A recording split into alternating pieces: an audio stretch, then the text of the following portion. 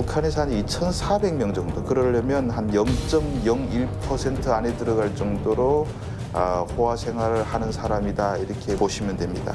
그런 측면에서 이렇게 뭐 알게 된 사람인데, 그 사람이 해외 나올 정도면 뭐 상위 1%는 들어가니까 이 사람은 아주 이런 특권층 부류에서 생활하는 사람이기 때문에 당신의 수준에서 사는 사람들은 북한에서 어느 정도로 살고 있느냐.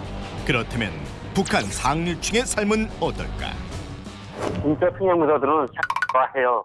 제 안에는 가방, 화장품은 물론 잠옷까지 다 요. 동안이에요. 속감으로도 싸가라요.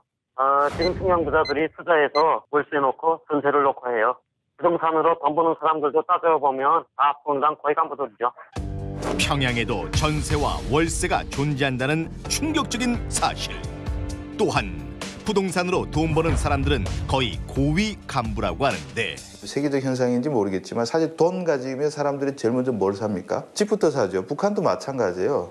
돈을 벌게 되면 좋은 집부터 가려고 해요. 주황당 간부가 사실 돈을 투자해서 돈을 벌어서 자기가 가집니다. 그러니까 결국은 돈 잘 버는 사람 뒤에는 큰 간부가 뒤에 숨어 있는 거죠. 돈주는 그들이 대리인에 불과하다, 이렇게 볼 수 있을 것 같습니다.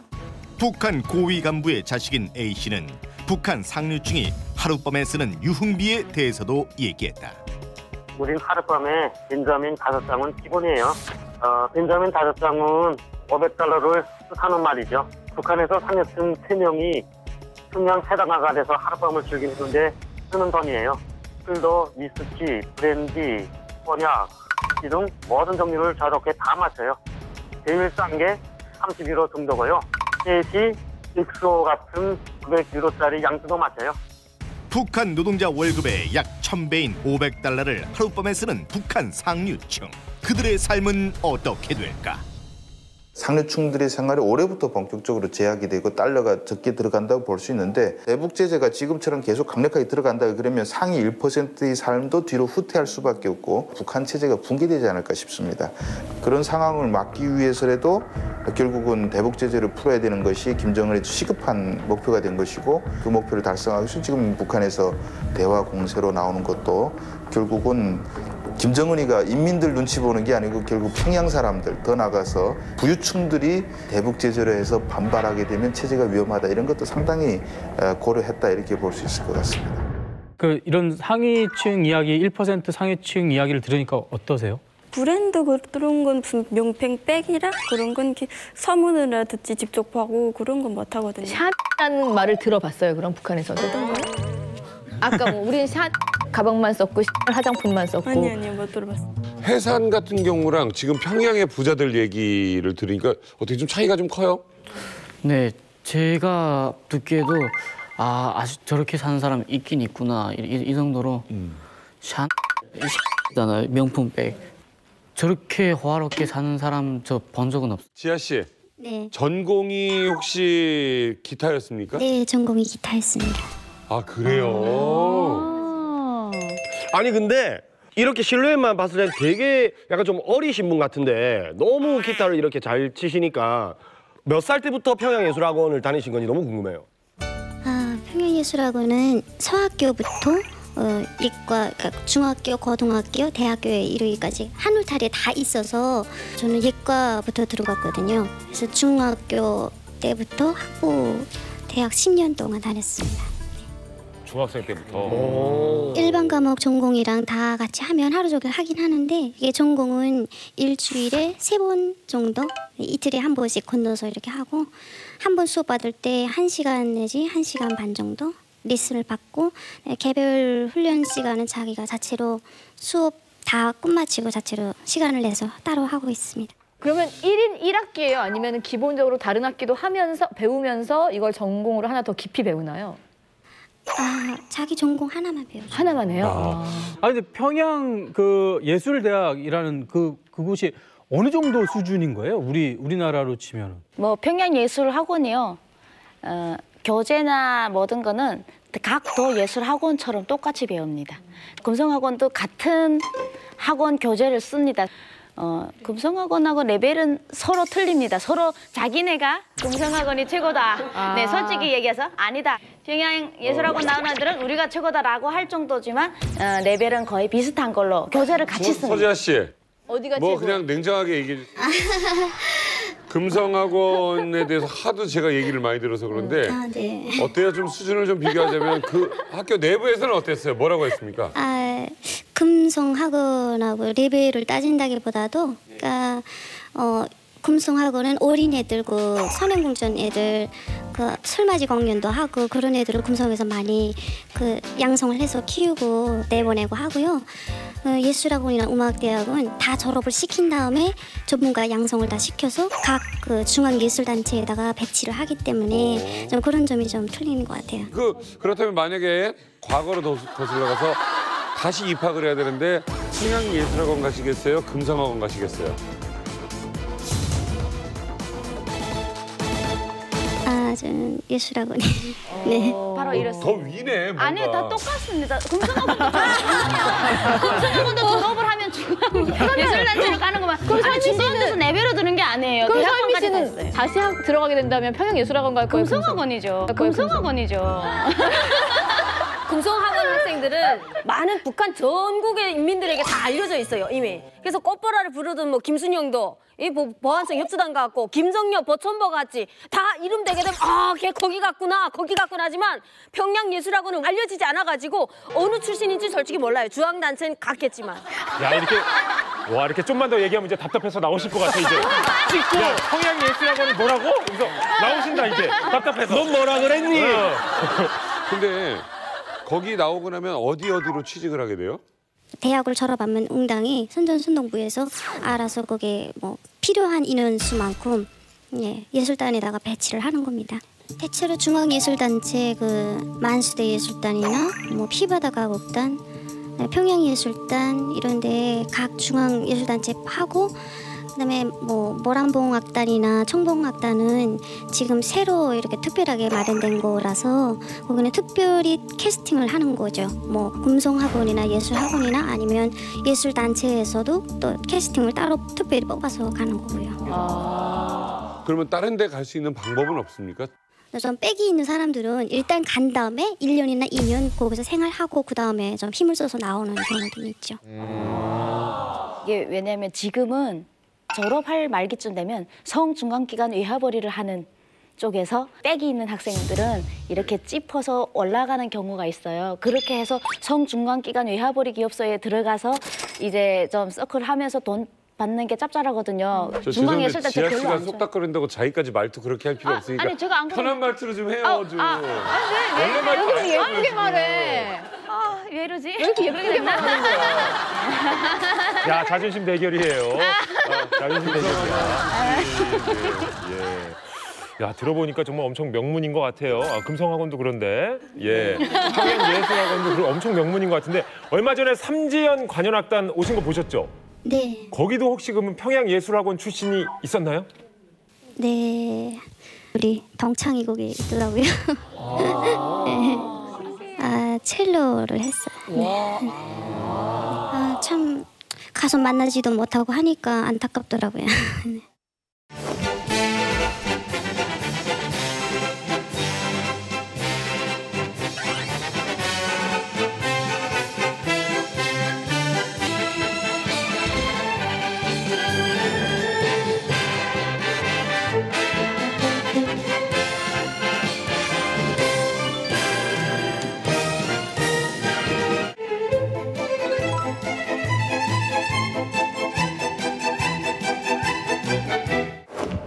세계명곡을 연주하는 거면 다른 것은 다 비슷한데 여기 와서 보니까 그 공연할 때 사회 보는 서계자가 양장을 하고선 하는 그 모습이 좀 특이했던 것 같아요. 그러니까 원래는 공연을 할 때는 사회자는 무조건 한복을 저기서는 많이 입었거든요.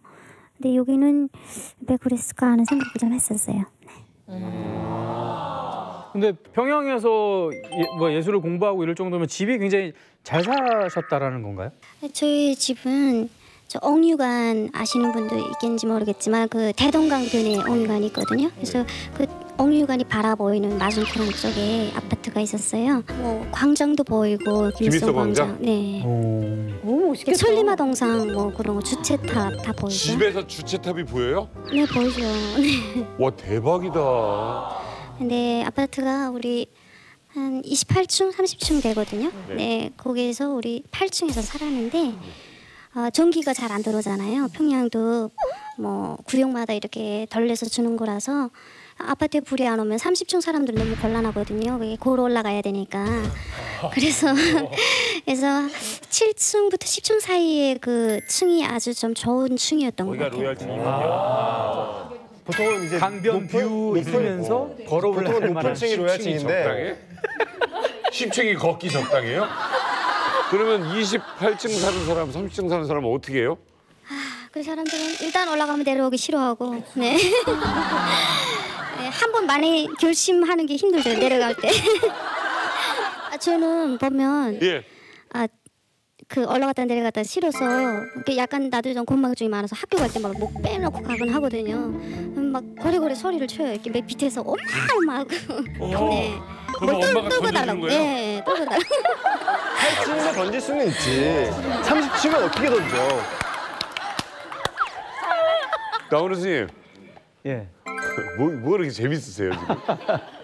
아니 근데 이제 여기 이제 우리 사우스포 저분들은 한국 관점에서 자꾸 여쭤보니까. 예. 아 맞아요. 이거 전문가신데. 근데 이제 뭐 김정은이 이제 집권하면서부터 많이 지금 평양 여명거리 같은 거 아주 그냥 거창해졌잖아요. 우리 그 강남같이 막 돼 있잖아. 사실 종좀 막 올리고 그냥 색상도 환하게 칠하고. 그렇지만 내부적으로는 전기 이런 게 안 되니까. 그러니까 겉으로는 막 그런 말 하잖아요. 평양이 뭐 100m 미인이라고. 여기서 보면 멋있거든. 막상 이제 안에 들어가 보면은 진짜 이런 거예요. 그 려명거리 이제 아파트 말씀하셨는데 거기에 김정은이랑 리설주 부부가 방문을 했었습니다. 그래서 조선중앙 텔레비전에 이렇게 정말 살기 좋은 그런 살림집이 들어섰다면서 아파트를 광고했는데 제 눈에 하나 딱 띈 게 있었습니다.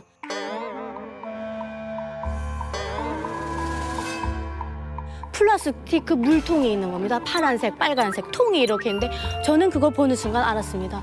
겉은 너무 화려하지만 물 나오는 시간에 거기다가 물을 받아놨다가 써야 되니까 물통은 한 집에 다 2개씩 갖고 있는 겁니다. 네, 그래서 그걸 보는 순간 야, 아직도 물 공급이 안 되는구나. 근데 지금 선생님께서 말씀하셨다시피 지금 우리 관점에서 보면 말도 안 되는 거지만 그 북한 관점에서 보면 그래도 저 아파트 저런 데는 아무나 못 사는 거잖아요. 네, 뭐 요새는 아파트도 다 뒤에서 이제 뭐 사고 팔고 하는 거라서 아파트에서 살기가 쉽진 않죠. 거기 사고 팔고가 된다. 네. 혹시 전월세 같은 거 있습니까? 전세나 월세? 여기랑은 그 개념이 틀린 게 그 동거처럼 두는 거예요. 그러니까 자기가 3칸짜리 집에서 사는데 2칸이나 뭐 1칸이 방이 남으면 그 방을 뭐 자기 지인이나 친구들 통해서 이렇게 한 사람을 들여요. 그러면 그 월에 뭐 15달러나 20달러씩 이렇게 주는 거예요. 집주인한테. 직거래로 진행이 되는 거야? 부동산이 따로 있나? 부동산은 없고요. 나라에서 그 승인이 돼 있는 거주증이 있거든요. 그 집에 들어가려면 거주증을 떼야 되는데 그거를 떼려면 그거 떼주는 사람들이 있어요. 그 간부들이 있잖아요. 그런 입사증 같은 거를 떼주는 사람들이 그 뒷거래 할 때 좀 돈을 많이 챙기죠. 네. 해가지고. 중간에 이렇게 소개해 주는 거구나. 아니 근데 부모님이 뭐 하셨길래 그렇게 이렇게? 저희 아버지는 그냥 좀 간부 좀 하셨고, 네, 어머니는 대학 교수 하셨습니다. 사실 그 지아 씨 얘기를 들어보니까 지금 굉장히 잘 사셨던 것 같은데 그 평양 상류층이 쓴다는 땡, 굿땡 뭐 이렇게 명품들 있잖아요. 그런 명품 브랜드도 써보셨나요? 네. 써보긴 했죠. 화장품은 어디 거 쓰셨어요? 저는 화장품을 그 일본산 화장품을 좀 썼어요. 시도랑 랑랑 뭐 샤넬 향수는 우리 그 아는 친구가 또 해외 나가서 살다가 오면서 또 선물로 줘가지고 또. 진짜 좋으세요. 아니 근데 향수 뿌려도 돼요? 북한도? 네, 부르죠.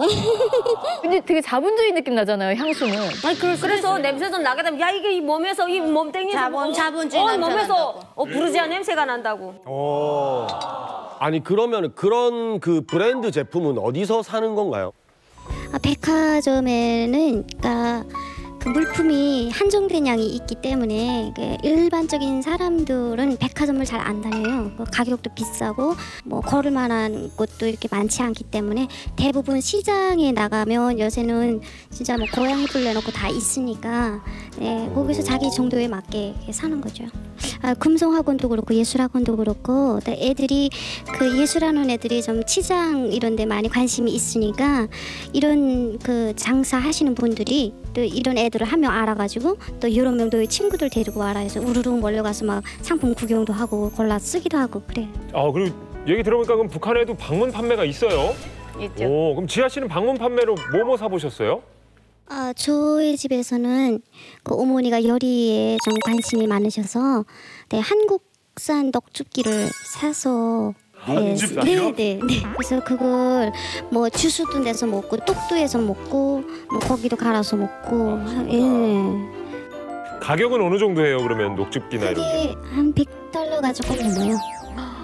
100달러면은 쌀로 하면 몇 킬로예요? 25kg짜리여서 25kg. 150kg. 150kg. 엄청 비싸네. 얘기를 들어보면 정말 북한에서 어마어마하셨던 것 같은데 지아 씨 혹시 그 평양에서 그 달러를 좀 써보셨나요? 네, 좀 써보긴 했죠. 달러를 쓸 수가 있나? 북한에서? 네네, 쓰는 외화 식당도 많고 해서 네, 달러 쓰는 데가 많아요, 이게.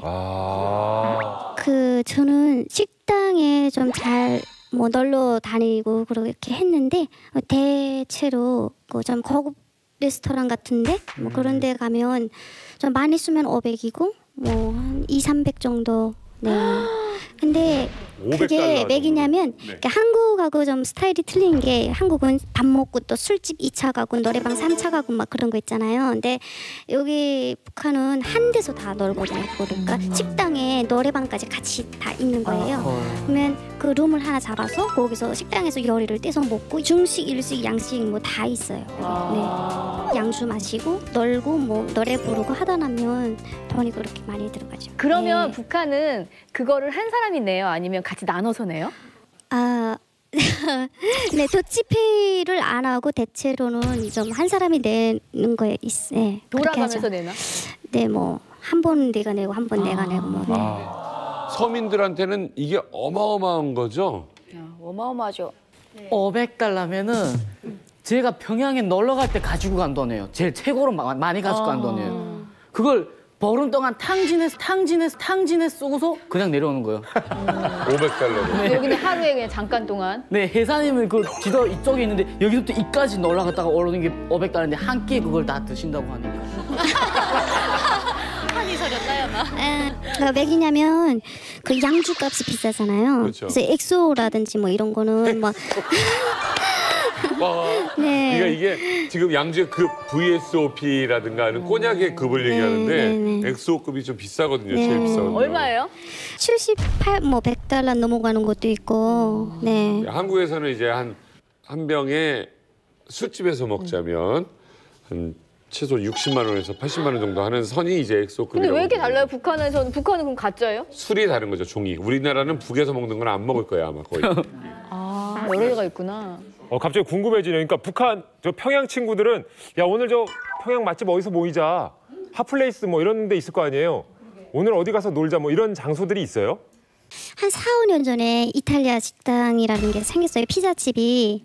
그래서 그 나라에서 뭐 다 가서 배우게 해가지고 또 이탈리아 직접 가서 다 이게 교수 받아가지고 왔는 분들인데 그게 또 소문이 많이 나가지고 평촌에 있는 곳에 그래서 거기에 가서 피자도 한번 먹고 했는데 꽤 외국인들도 많이 오고 사람들이 꽤 많더라고요 거기. 그러니까 이제 아까 그 식당 같은 경우도 그 상점도 이제 외화 상점이 있고 이제 일반 상점이 있고 식당도 외화 식당이 있고 일반 식당이 있거든요.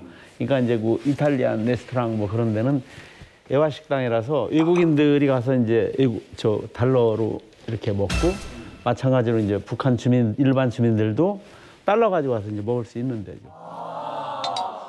그 사실 왜 북한에서 북한 당국이 이런 고급 레스토랑을 만드냐면요. 이건 저희가 좀 볼 필요가 있는 것이 옛날에 쿠바가 사회주권이 붕괴가 되면서 외환난에 이제 그 휩싸이게 된 거예요. 그러다 보니까 쿠바 그 당국이 어떤 정책을 폈냐면은 좋은 이런 뭐 식당이라든지 좋은 상점을 만들어서 묻고 따지지 않겠다. 나와서 달러를 써라. 어쩌면 북한도 지금 외환난이 있기 때문에 이런 레스토랑을 통해서 주민들이 갖고 있는 달러를 지금 걷어들이는 작업을 하는 거예요, 지금. 예. 그래서 아마 이런 레스토랑들이 많지 않나 그렇게 생각합니다. 아, 이제 지아 씨 평소에도 그렇게 드세요? 저희 집은 엄마 아빠가 좀 먹는데 많이 관심을 투자를 많이 하셔가지고 뭐 돼지 같은 것도 뭐 반마리 아니면 한 마리 이렇게 통으로 사가지고 뭐 좀 절임 같은 거 이렇게 해놓던지 아니면 뭐 육회 같은 것도 좀 해먹고 네 그리고 우리 아버지가 영성 식료공장에 그 간부를 좀 아시거든요. 이제 지인분이 있어가지고 뭐 소고기도 좀 집에다가 갖다 주고 해서. 네, 뭐 그런 걸 좀 잘 먹었던 것 같아요. 우리 할머니가 요리를 참 잘하셨어요.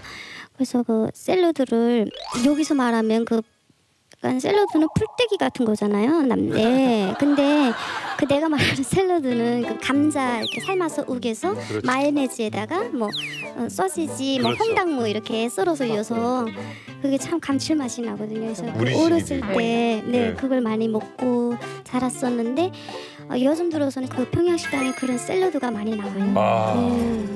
요즘 집에는 생일날에만 가면 샐러드가 다 있어요. 네, 마요네즈 나오고 수박이었고 사과였고 맞아. 감자였고 마요네즈 요즘 대세예요. 직접 제조를 해서 먹어요. 그래요. 아, 그래요? 제조를 해서. 그 제가 이만갑 하면서 이제 알게 된 게 평양 상류층의 상징하면은 이제 커피. 이제 커피라고 들었는데 지아 씨도 커피 많이 드셨죠, 평양에서? 아버지가 저 커피를 좋아하셔가지고 일본산 커피를 좀 많이 먹었던 것 같아요. 네. 일본산 커피? 뭐 상점에 가서도 있고요. 시장 가면 다 있어요. 뭐 세계 여러 나라 뭐 커피 다 있어요. 죄송하지만 저 네. 솔직히 좀 얘기해 주세요. 지아 씨, 강냉이밥 먹어봤어요? 안 먹어봤어요?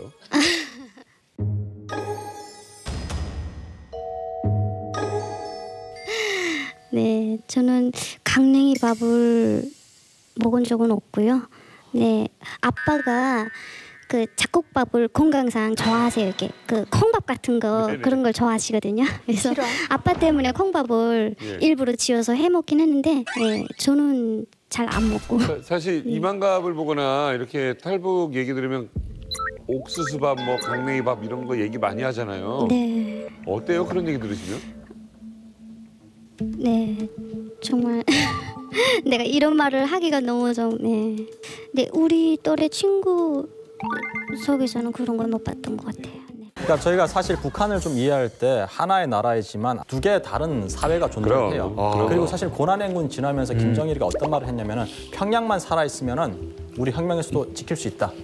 그러다 보니까 평양에 사는 사람들과 평양 이외에 사는 사람들 우리가 좀 분리해서 봐야 돼요. 그러다 보니까 평양에 사는 사람들은 이제 뭐 옥수수밥을 못 드셨다잖아요. 근데 저희는 옥수수밥이 없어서 못 먹었거든요. 네, 그런 차이를 좀 아시면 좋을 것 같아요.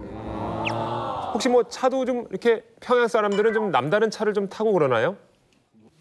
평양이 제일 많은 게 벤츠 것 같아요. 네. 그러니까 삼각별. 왜냐면 그 나는 여기 와서 한국에 와서 사람들이 막 벤츠 하길래 내 평양에 놀린 게 벤츠에 왜 이러나 싶었거든요. 네, 근데 그 북한에서는 왜냐면 그 중앙당에서는 다중앙당 차가 벤츠를 몰고 다니고 또 그 선물을 줄 때도 뭐 배우들이나 체육인들한테 벤츠 주거든요. 네. 예, 그래서 저도 아는 오빠가 또 그 운전 그 기사라서 예. 좀 타보고 좀 그랬었어요. 북한의 기사는 엔지니어입니다. 차를 망가뜨렸다가 다시 붙일 수 있는 그런 그냥 운전하는 기사가 아니고 그러니까 껍데기는 벤츠인데 안에 소품은 사실 벤츠가 아닙니다. 다 섞인 거. 서지아 씨, 오늘 나와주셔서 너무 감사해요. 감사합니다. 하시고 싶은 말씀 있으면 해주세요. 이게 한국 행을 결심할 때 진짜 뭐 나도 그렇고 모든 분들이 힘든 결심을 하고 오셨는데 네, 저도 여기서 저희 꿈을 이루기 위해서 열심히 살아가겠습니다. 네. 선생님은 국정원에서 30년을 근무하셨는데 지난번에 말씀하신 그 뭐 속칭 뭐 탈북하신 분들 중에서도 VIP급 예, 고위층이 좀 있다라고 하시는데 확실히 많은 정보에 접근을 하셨겠어요.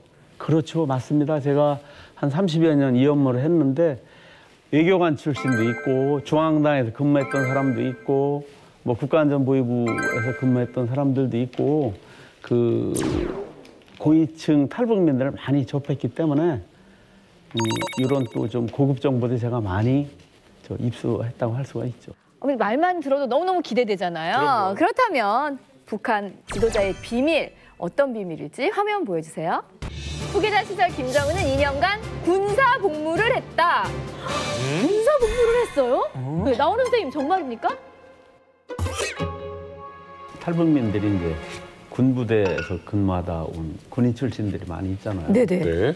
강원도에 있는 그 포병부대에서 실제로 그 현역 군사 복무를 했다고 진술을 하더라고요. 오. 사병으로. 사병이요? 예.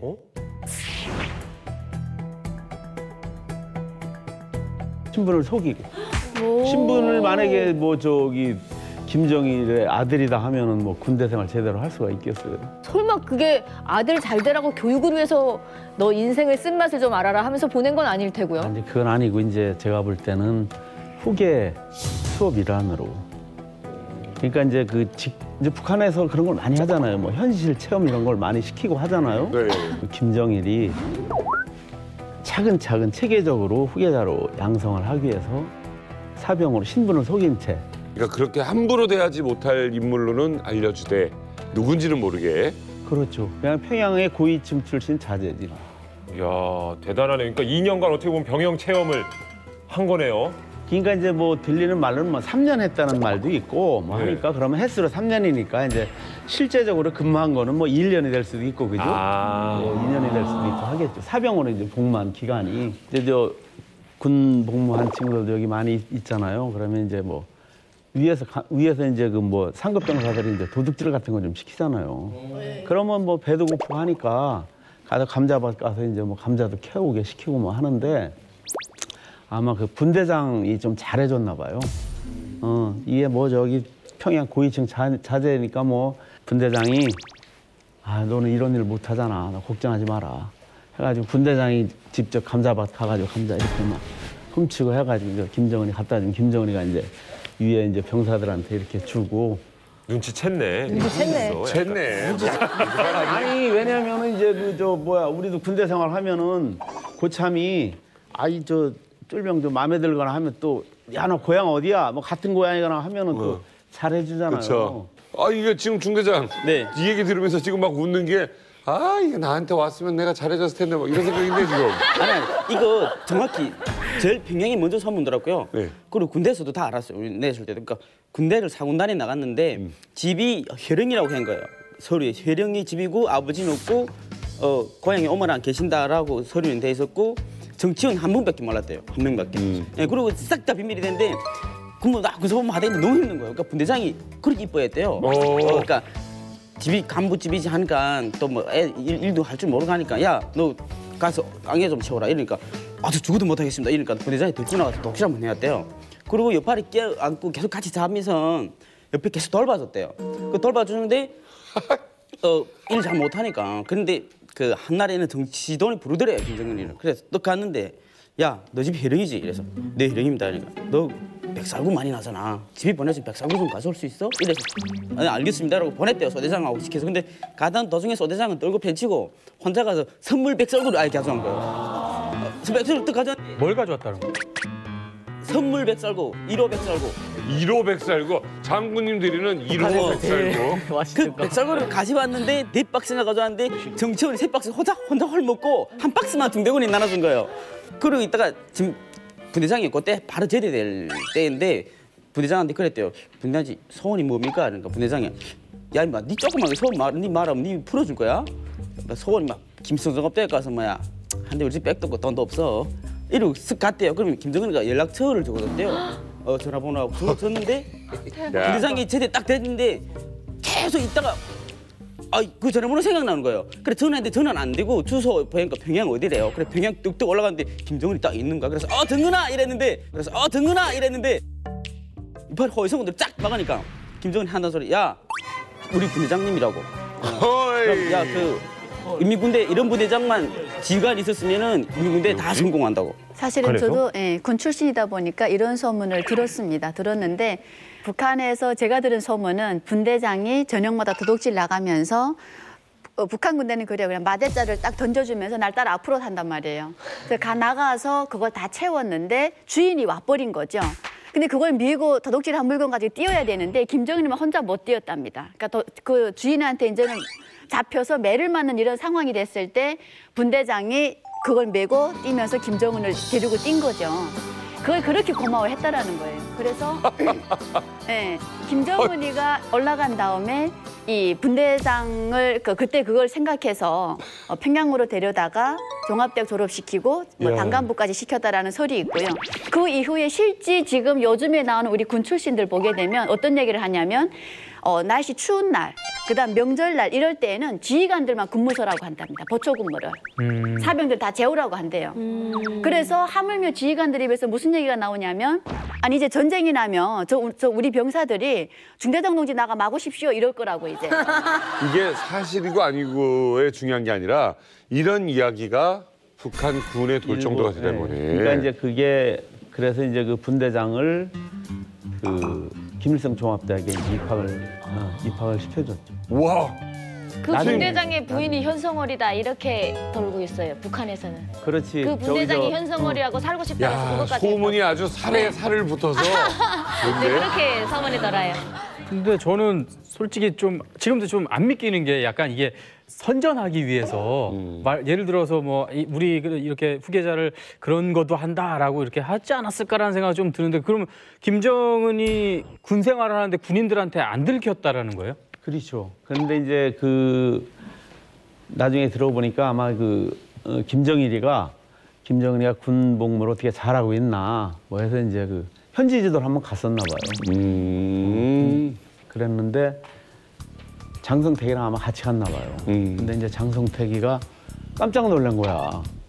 거기 딱 저 군복을 입고 있는 김정은이가 있으니까. 장성택도 몰랐구나. 야, 김정은이 네가 왜 여기 있어? 아마 이렇게 얘기를 한 모양이야. 그러니까 이제 뭐 김정일이도 장성택한테도 그렇게 뭐 비밀 유지를 한 건지. 그래서 신분이 이제 탈로가 나면서 바로 이제 뺐다고 그러더라고요. 그래서 이제 김철주 포병공관학교라고 있는데 그쪽에 이제 군관학교로 이제 입교를 시킨 거죠. 이제 군관 교육을 받고 그리고 이제 나중에 이제 김일성 군사종합대학 장령반이라고 하잖아요. 거기 가서도 6개월간. 근데 저는 길선 기자님께 궁금한 점이 있어요. 그러니까 어쨌든 김정일이 자신의 아들 김정은을 이제 지도자 수업의 일환으로 군복무를 시킨 거잖아요. 정말 뭐 특별한 이유가 좀 있을까요? 북한의 지도자는요, 당군의 최고領導자입니다. 그러면 군 생활을 안 한 사람은 그걸 감각적으로도 알 수가 없어요. 그래서 김정일이 내가 이걸 보면서 김정은이가 북한에서 정상적인 대학 시스템에서는 공부 안 했구나 그 생각이 들어요. 김정일이는 종합대학에 들어서 6개월 동안 교도대 훈련을 겪었어요. 이건 병사나 똑같아요. 우리가 아는 김정일이는 힘드니까 안 나갔다가 집에 한번 가서 간식 보따리 가득 갖고 와서 병사 자기 동무들한테 주고 병실에서 놀다 나왔지만은 그 사람을 우상화하기 위해서 언동에 나팔소리나 6개월 동안 했다는데 쓸 것도 없겠는데 이렇게 두꺼운 덕성씨가 3콘까지 나가요. 그렇게 우상화하기 위해서도 얘는 군대 생활을 시켰을 거예요. 그리고 또 이제 말한 그 아름다운 것들은요 다 지어낸 거예요. 네. 그렇게 또 전문 그런 소문을 만들어서 돌리는 기구가 있어요. 북한에는 아주 비밀스러운 기구가. 그 사람들이 자꾸 섯을 붙여서 저렇게 하는데 어떤 사람은 땅구병도 했다고 그러대요. 경력을 다 따져보면 지금 한 50살 돼요. 땡크병 했다고 그랬어요. 나이를 다 따져보면. 전 땡크병, 뭐 공군, 네, 뭐 뭐 중시했다고. 포병도 했대, 땡크병도 했대. 그거 다 따져보면 정상적으로 배우려면 지금 김정은 나이가 한 50살쯤 돼야 돼요. 이렇게 놓고 볼 때는 가긴 벌써 갔는데 그건 뭐 누가 알겠어요. 그래, 분대장도 솔직히 분대장은 가르쳐줬을 것 같아. 알려줬을 수 귀에다 살짝 조심해라. 누구라고 말 안 했어도. 위에서 사인은 좀 줬을 것 같은 느낌. 그 사실 제가 이야기를 들어보니까 그 북한에서는 미담 기사를 많이 만들어요. 그래서 병실에서 그 밑에 있는 전사들을 내 가족처럼 돌본다. 그러한 약간 미담 기사를 만들어 가지고 봐라 전체 군대장들이여 따라 배워라. 약간 그런 미담 기사처럼 만든 것 같아요 보니까. 예. 김여정이가 김일성 종합대학 특설과정을 다닌 것 같아요. 그러니까 이제 특별하니까 그 뭐 6년, 5년 동안 못 다니잖아요. 그죠? 그래서 이제 고위층 자녀들 이렇게 한 20, 30명 꾸려가지고 특설과정을 운영을 했었던 것 같아요. 그래서 이제 그 특설과정을 다녔는데 아마 그 당시에 다닌 게 채룡의 아들도 같이 다닌 것 같습니다. 그래서 이제 뭐 소문이 뭐 채룡의 아들이랑 뭐 결혼을 했다 아마 그런 설도 있었던 것 같은데 굉장히 성격도 활달하고 뭐 통솔력 이런 것도 굉장히 좋았다고 하는 것 같아요. 그 뭐 신뢰를 그게 이제 그 김책공대 다니다 온 그 여학생 탈북민이 있었는데 그 친구가 이제 평양에서 이제 그 종합대 다니던 학생들이랄지 많이 이제 교제를 많이 하면서 이제 그렇게 하면서 이제 김일성 종합대 학생들한테 그 얘기를 들은 것 같아요. 특설반 다니면서 했는데 한 번은 그 만경대 유의장인가 거기 놀러 갔는데 아마 남학생들이 멈칫멈칫 하고 있었나 봐요. 그러니까 김여정이가 야, 이 남자들 이것도 하나 못하고 말이야 하고서 그냥 먼저 탁 그냥 용감하게 탔었다고 하더라고요. 그 정도로 좀 말 그대로 여장부 스타일이었었다고.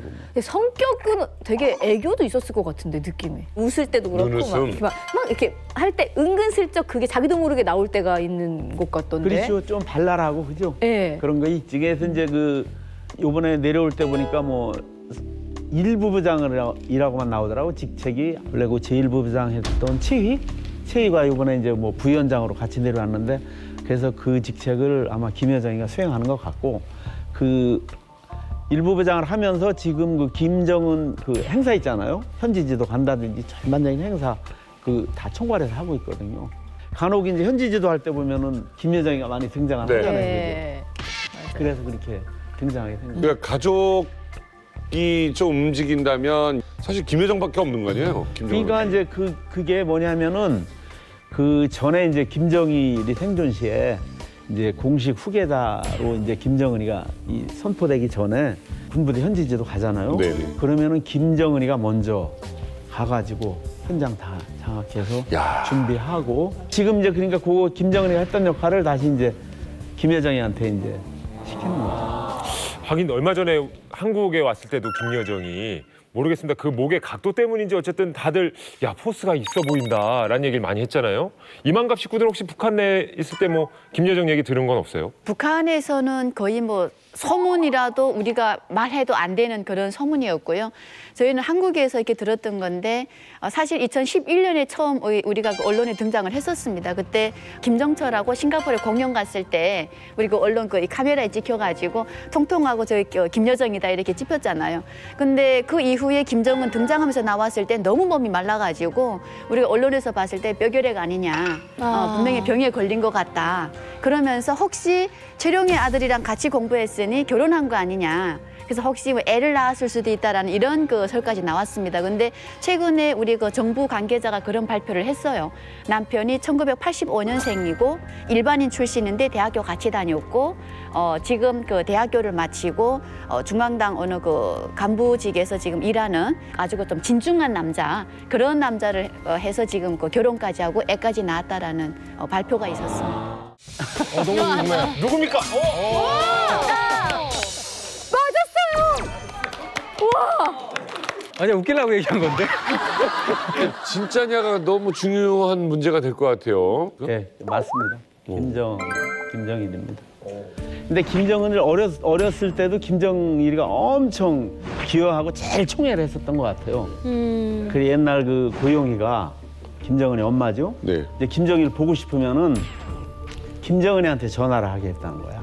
김정은이가 전화해가지고 보고 싶다고 그렇게 이제 아양을 떨면은 김정일이가 다른 거 공식 일정 딱 접어두고 이제 그 김정은이 보러 관제에 갈 수 있을 정도로 김정일이가 그렇게 이제 김정은을 어려서부터도 이렇게 총애하고 좋아했었던 것 같아요. 근데 이제 그 이설조가 김정일이 있고 이제 쭉 있는 데서 이제 공연을 했는데 김정일 눈에 확 띈 거야 이설조가. 사가 걸어온 발자국 발자국 발자국 발자국 어머니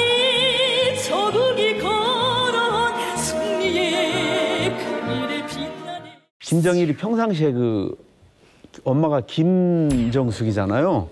그 엄마에 대한 그 사랑 이런 게 막 많이 부족하고 막 엄마를 그리워하고 그런 게 있었는데 이설주를 딱 보니까 엄마 젊었을 때랑 똑같은 거야. 야, 진짜 쟤는 사과같이 예쁜 미인이다. 그렇게 하면서 제 연애를 했으면 좋겠다라고 해서 김정은이한테 소개를 해서 이렇게 됐다. 그런 이제 첩보가 있습니다. 네. 김정일 엄마 그 초상화 그리다가 온 분이 한 분 있거든요. 그래서 네. 그분한테도 물어봤더니 이설주 얼굴이 진짜 김정숙이 그 젊었을 때 얼굴이랑 비슷하답니다. 그 초상화를 그리는 사람들이면 따로 있는 거죠? 그게 아무나 그릴 수 있는 거니까? 그렇죠. 1호 화가라고 그래가지고 별도. 사실 지금 얘기를 들어보니까 뭔가 김정일의 그 엄마를 닮아서 며느리를 삼고 싶어서 약간 드라마 같잖아요, 이런 얘기들이. 혹시 평양에 계실 때 기자셨으니까 이런 얘기 좀 들어보신 적 있으세요? 김정일이가 이제 선생님이 말씀하신 것처럼 자기 어머니에 대한 그 애정과 그게 엄청나요. 엄청 생각해서 그 엄마가 죽으면서 자기한테 준 요만한 권총 있죠. 그걸 평생 차고 다녔어요. 어느 배우를 볼 때는 우리 어머니처럼 생겼다. 항상 그래요. 그런 애들이 몇 명 있어요. 그리고 개별 파티에 부르기도 하고. 충분히 김정은이 그 집착성, 그 자기 어머니에 대한 하고 그 집착성이면 나는 이거는 굉장히 신빙성이 높다고 봐요. 네. 그럼 작년에 한국에 온 우리 옥별 씨는 혹시 김정은 리설주 얘기 들어본 적 있으세요? 저도 북한에 있을 때 그 이설주가 그 운하수학단 공연할 때 그 김정일이랑 같이 관람이랑 하면서 그 리설주가 토대도 좋고 또 그 리설주 애기가 장난이 아니라고. 애교가? 네. 어떻게? 지금 옥별 씨가 애교가 장난 아닌데요? 그 리설주가 공연할 때 막 그 인상 쓰고 하는 게 너무 그런 데 반하게 되었고 했다고. 북한 상류층의 첫 번째 조건이 평양 거주, 그리고 두 번째는 출신 성분인 것 같아요. 그런데 이번에 그 출신 성분 좋은 사람들 중에서도 탑 중에 탑, 굉장히 하이 클래스인 분을 모셨습니다. 그래? 심지어 이분은 고난의 행군도 몰랐대요. 예, 김은진 씨 모셨습니다. 네, 안녕하세요. 저는 나진에서 온 김은진이라고 합니다. 저는 항일발치산 출신인 할머니와 나선시에서 가장 큰 병원 원장을 하셨던 아버지 덕분에 집에 창고에 막 돼지고기, 어리알, 그리고 뭐 염소고기 쌓아놓고 먹을 정도로 남부럽지 않게 살았는데요. 오늘 그 놀라운 이야기 이 자리에서 들려드리도록 하겠습니다. 이런 거 하면서 이 가슴 아픈 일이기도 하고 잘 살았다는 얘기를 할 때 항상 먹는 걸 기준으로 이제 얘기를 하시면 뒤에서 또 우와. 아라랑 누나랑 저 돼지고기 오리알. 우와. 인상이 참 좋으세요. 감사합니다. 네. 아니 그리고 명찰에 병원장 딸이라고 써 있는데 이제 드라마 같은 거 보면 이제 병원장 딸의 그 캐스팅된 그 이미지랑 되게 비슷한 느낌이에요. 그러네. 고난의 행군을 몰랐다. 그러게요. 나도 알고 있는데 고난의 행군. 나도 알고 있는데 고난의 행군을 모르셨어요? 네, 고난의 행군은 사실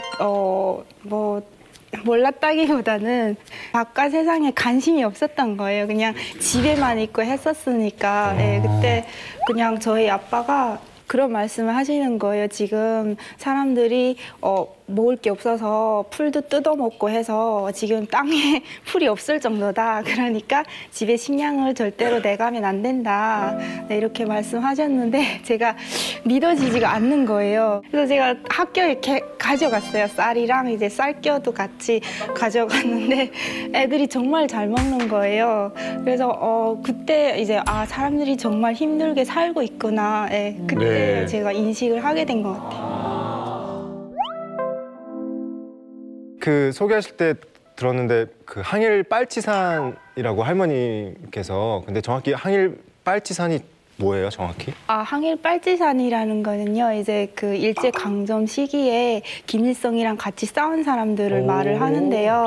이제 저희 할머니가 이제 그 중에 한 사람이었고, 그 덕분에 저희 아빠가 채령의 아버지인 채연이 밑에서 군사복무를 하시다가 2년 만에 입당도 하셨고, 나중에는 그 이제 항일 투사들 덕분에 의대도 가게 되셨어요.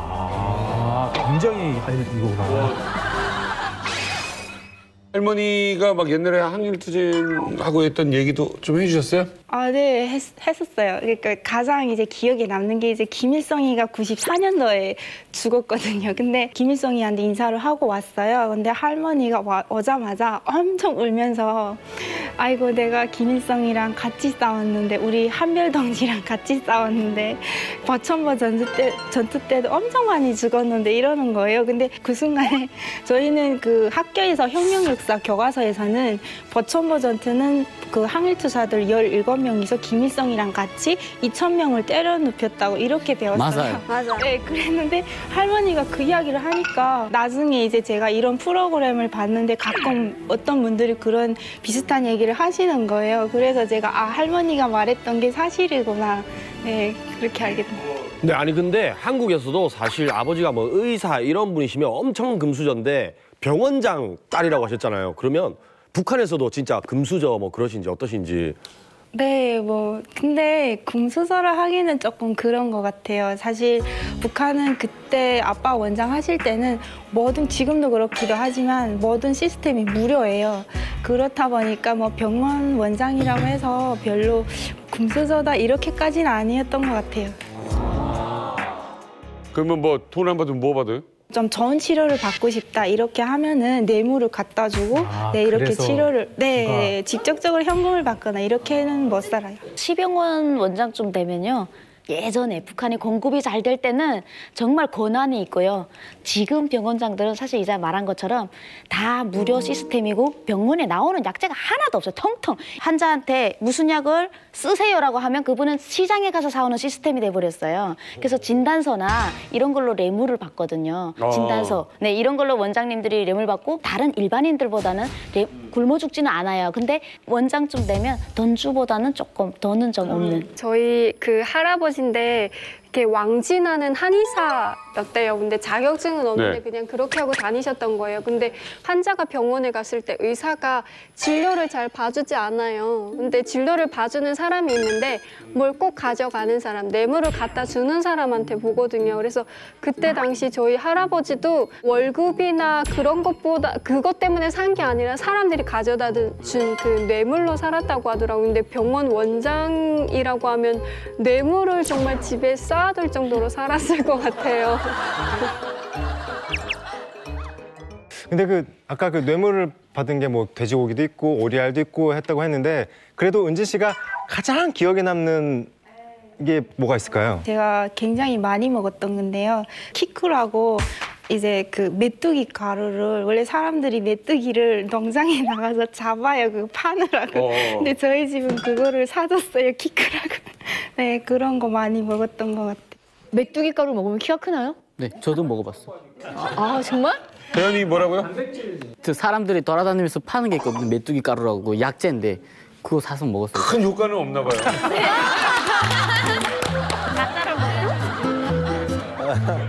실력이 있으셨나 봐요, 아버지가. 네, 실력이 있었어요. 주로 아빠는 간부들만 치료를 하셨어요. 그래서 지방에서 올라와서 아빠를 데려갈 정도로 왕진을 많이 하셨어요. 주로 했던 과목이 뭐예요, 아버지가 주로? 아버지 원장 때는 수술을 많이 하셨어요. 외과. 오, 외과 수술. 그러니까 보통 분이 아니셨던 거예요. 지금. 특별히 어느 부위가 있어요? 뇌 수술을 많이 하셨어요. 대박이다. 아니 근데 뇌 수술해서 그 겨우 어리아리하지만 그거는 여러분들 기준이고 북한에서 어리아리 얼마나 귀하고 비싼 건데요. 근데 은지 씨네는 뇌물을 받아서 이렇게 부가 축적되신 거잖아요. 쌓여서 먹을 만큼. 근데 우리나라도 저 김영란법 뭐 이런 거 있잖아요. 뇌물이. 예. 북한에서는 뇌물 이게 합법입니까? 뭐예요? 아니요, 불법이긴 해요. 그러니까 그게 그냥 북한에서는 그냥 법이 있지만 제 뒤에 가서는 제대로 지켜지지 않는 그런 시스템이라고 보시면 돼요. 옥별 씨 어머님도 대단했잖아요. 네, 저희 어머니는 그 양극을 책임지다 보니까 이렇게 가을철에는 막 분배 줄 때 그 분주서장 그 와이프들이 막 집에 이런 생필품이라던가 아니면 담배 그런 걸 막 집에 저희 혼자였는데 막 갖다 줘요. 저희 집은요. 너희 집도 뇌물 좀 받았죠? 네. 저희 아버지가 출판 지도국 책임 감독은 했었는데 양강도 안에 있는 사진관들이 분기에 한 번씩 저희 아버지한테 더상 받으러 와야 돼요. 그런데 그 사람들이 분기에 한 번씩 오는 게 엄청 많아요. 담배가 창고에 꽉 차 있어요. 담배가. 고양이 담배가. 저 그거는 몰래 훔쳐다 팔았어요? 대현 씨가? 아버지가 그때 제가 뭘 싸먹겠다 할 때마다 담배를 한 버릇씩 이렇게 팔더라고요. 그러니까 이게 전 세계 어느 방송을 봐도 밀수했다, 뇌물 우리 엄마가 많이 받았다를 웃으면서 얘기할 수 있는 것은 이만갑밖에 없어요. 음식들이 아무리 뇌물이 들어와도 고난의 행군 때는 뇌물을 줄 사람이 별로 없었을 것 같은데 어떻게 고난의 행군 때도 잘 드셨어요? 고난의 행군 때는 사실은 뇌물이 그렇게 많이 들어오지는 않아요. 그 사람들은 먹는 게 먼저지 막 치료를 받거나 이게 먼저 아니에요. 그래서 그때는 많이 없었는데 그래도 상위층에 있는 사람들은 고난의 행군을 안 겪거든요. 그래서 아빠가 간부들을 치료하다 보니까 그 사람들 속에서는 뇌물을 계속 주죠. 아니, 병원장님 때문에 이렇게 아버님 때문에 뭐 이렇게 어떻게 보면 호화로운 생활이랄까? 음식적인 거에 대해서는 되게 이렇게 구애받지 않는 생활을 하신 건데 그 중에서 가장 즐겨 먹던 게 있으셨다면 어떤 거를 평상? 저는 해산물 많이 먹었었어요. 해산물. 낮이니까. 씨푸드. 오케이. 네, 그 뭐 명태라든지 대구, 네, 그다음 뭐 대구탕이랑 그리고 오징어. 근데 저는 여기 와서 그 해물탕을 잘 안 먹어요. 너무 질려서 안 먹고 오히려 북한에서 저는 고기가 많이 생겨서 한 번에 생겨요. 저희 냉장고가 없잖아요. 그래서 보관을 할 수가 없어요. 그래서 한 번에 그걸 처리를 해야 되거든요. 그러니까 먹지를 못하는 거예요. 그래서 그때는 안 먹었었는데 지금은 오히려 고기를 더 잘 먹고 해산물을 잘 안 먹어요. 질려서. 과일은 이제 뭐 배는 뭐 원래 좀 흔해서 많이 먹었었고요. 그리고 이제 특히 겨울 같은 때는 배가 얼으면 새까매져요. 그렇죠. 네, 그거를 냉동인 상태에서 먹고 그리고 가끔 가다가 이렇게 귤이랑 레몬 같은 거. 레몬? 그걸 계속 먹지는 못했어요. 레몬을 어떻게 먹어요? 그건 시장에서 팔아요. 레몬을 북한 시장에서 판다고요? 네, 팔아요. 그냥 먹어요, 레몬을? 네, 그냥 먹어요. 시잖아요. 그래도 레몬이 아니 그래도 그게 북한에 없는 과일인데. 북한은 레몬을 그냥 먹어요? 얘기만 해도 침 나오지 않아요? 저 진짜 우리 성주 씨의 저런 표정을 처음 봤어요. 지금 이제 우리 은지 씨가 뭐 배는 흔하고 하니까 배 흔하지 않아요? 저는 상대적 박탈감을 느꼈어요. 그래도 이제 배움이 있잖아요. 사실 저는 뭐랄까 아까 잠시 제가 이제 먹먹했었던 게 라선시 하니까 저한테 특별한 도시예요. 왜냐면은 제가 경성에서 이제 꽃제비를 하다가 거기서 아이들하고 이제 싸워가지고 져가지고 기차를 타가지고 내렸는데 거기가 라선시였어요. 라선시에 이제 가가지고 시장에 제일 먼저 갔죠. 가니까 저희가 7명이었는데 저쪽 편에도 한 7명 있는 거예요. 그래가지고 아이들이 서로 손에 잡히는 뭐 몽둥이부터 돌부터 이렇게 시작해가지고 엄청 싸웠죠. 그게 제가 처음 갔던 라선시의 모습이었어요. 그리고 한참 싸우고 나서 하나이가 안 일어나는 거예요. 저는 몰랐어요, 그게. 제 친구 중에 이제 명철이라는 아이인데 그때가 1999년도 겨울이었어요. 모자, 여기 겨울 모자, 이렇게 스케이트 모자 썼는데 모자에서 막 김이 나는 거예요. 그래서 보니까 이제 모자를 벗겼는데 이제 여기가 완전 다 터진 거예요. 또 잘 것도 없고 하니까 이 친구를 데리고 그 옥수수를 자르면 옥수수대로 이렇게 해가지고 뭐 천막 같은 걸 만들어 놓거든요. 천막. 그래가지고 거기에 들어가가지고 이 친구를 우선 눕히고 그때 돈이 15원이 있었어요. 15원이 있어가지고 장마당에 가서 빵을 하나밖에 못 샀어요. 한 요만한 빵 샀는데 이 친구한테 갖다 줬죠. 갖다 줬는데 이 친구가 이렇게 보더니 그거를 7등분을 하더라고요. 7등분을 하더니 이렇게 한 조각씩 입에다 이렇게 넣어주더라고요. 그러니까 저희가 먹었죠, 다 같이 먹고 나서 그 친구 재웠어요. 근데 너무 추워하길래 저희가 그 친구를 가운데 놓고 이렇게 부둥켜 안고 잤어요. 자고 아침에 이제 다 일어나고 그 친구는 이제 자고 있었고 그리고 제가 눈으로 이렇게 막 손 씻고 하는데 그쪽에 멀리에서 그 주인인지 몰랐어요. 남자가 오더니 갑자기 저희 보고 왜 여기 있느냐 그러더라고요. 그래서 저희가 아 이제 갈 거다 하니까 이 사람이 들어오더니 쭉 상황을 보더라고요. 보는데 저 누구냐 그래가지고 아 친구다 그러니까 야 쟤 죽었다 이러는 거예요. 제가 그때 아니 무슨 방정맞게 그런 말 하냐. 그러니까 이분이 들어오더니 이렇게 툭툭 쳐보더니 진짜 죽었다는 거예요. 그 전날 저녁까지 이제 빵을 7조각을 나눠 먹었어요. 근데 갑자기 친구가 죽었다는 거예요. 너무 충격을 받으면 사람이 안 울어요. 그래서 그냥 보고 있었죠. 그래서 어떻게 해야 되냐 물어보니까 사람이 죽으면 묻어야 된다 그러더라고요. 뭐 묻으려면 땅을 파야 되는데 땅도 다 얼었고 팔려면 곡괭이가 있었는데 곡괭이도 없고 이분한테 말을 했어요. 구루마하고 곡괭이를 좀 빌려달라. 그래서 구루마 빌려줘 거기다 실어가지고 그래가지고 거기에 가보니까 웅덩이가 있더라고요. 땅을 팔려 팔 수가 없었어요. 꽁꽁 얼어가지고 웅덩이에 놓고 이제 그 친구를 이제 거기에 누이고 아직도 기억나는 게 땅을 못 파가지고 그냥 돌을 주워다가 이렇게 만들어놨어요. 그래서 아직도 이제 그게 마음에 걸렸고 아까 라선시에서 왔다고 하니까 저한테는 이제 친구가 떠오르는 거예요. 라선시 하니까 명철이가. 그래서 좀 이렇게 마음이 참. 14년에 유럽으로 나갔다가 네. 한 1년 정도 일을 하고 2016년에 한국에 정착을 했었어요.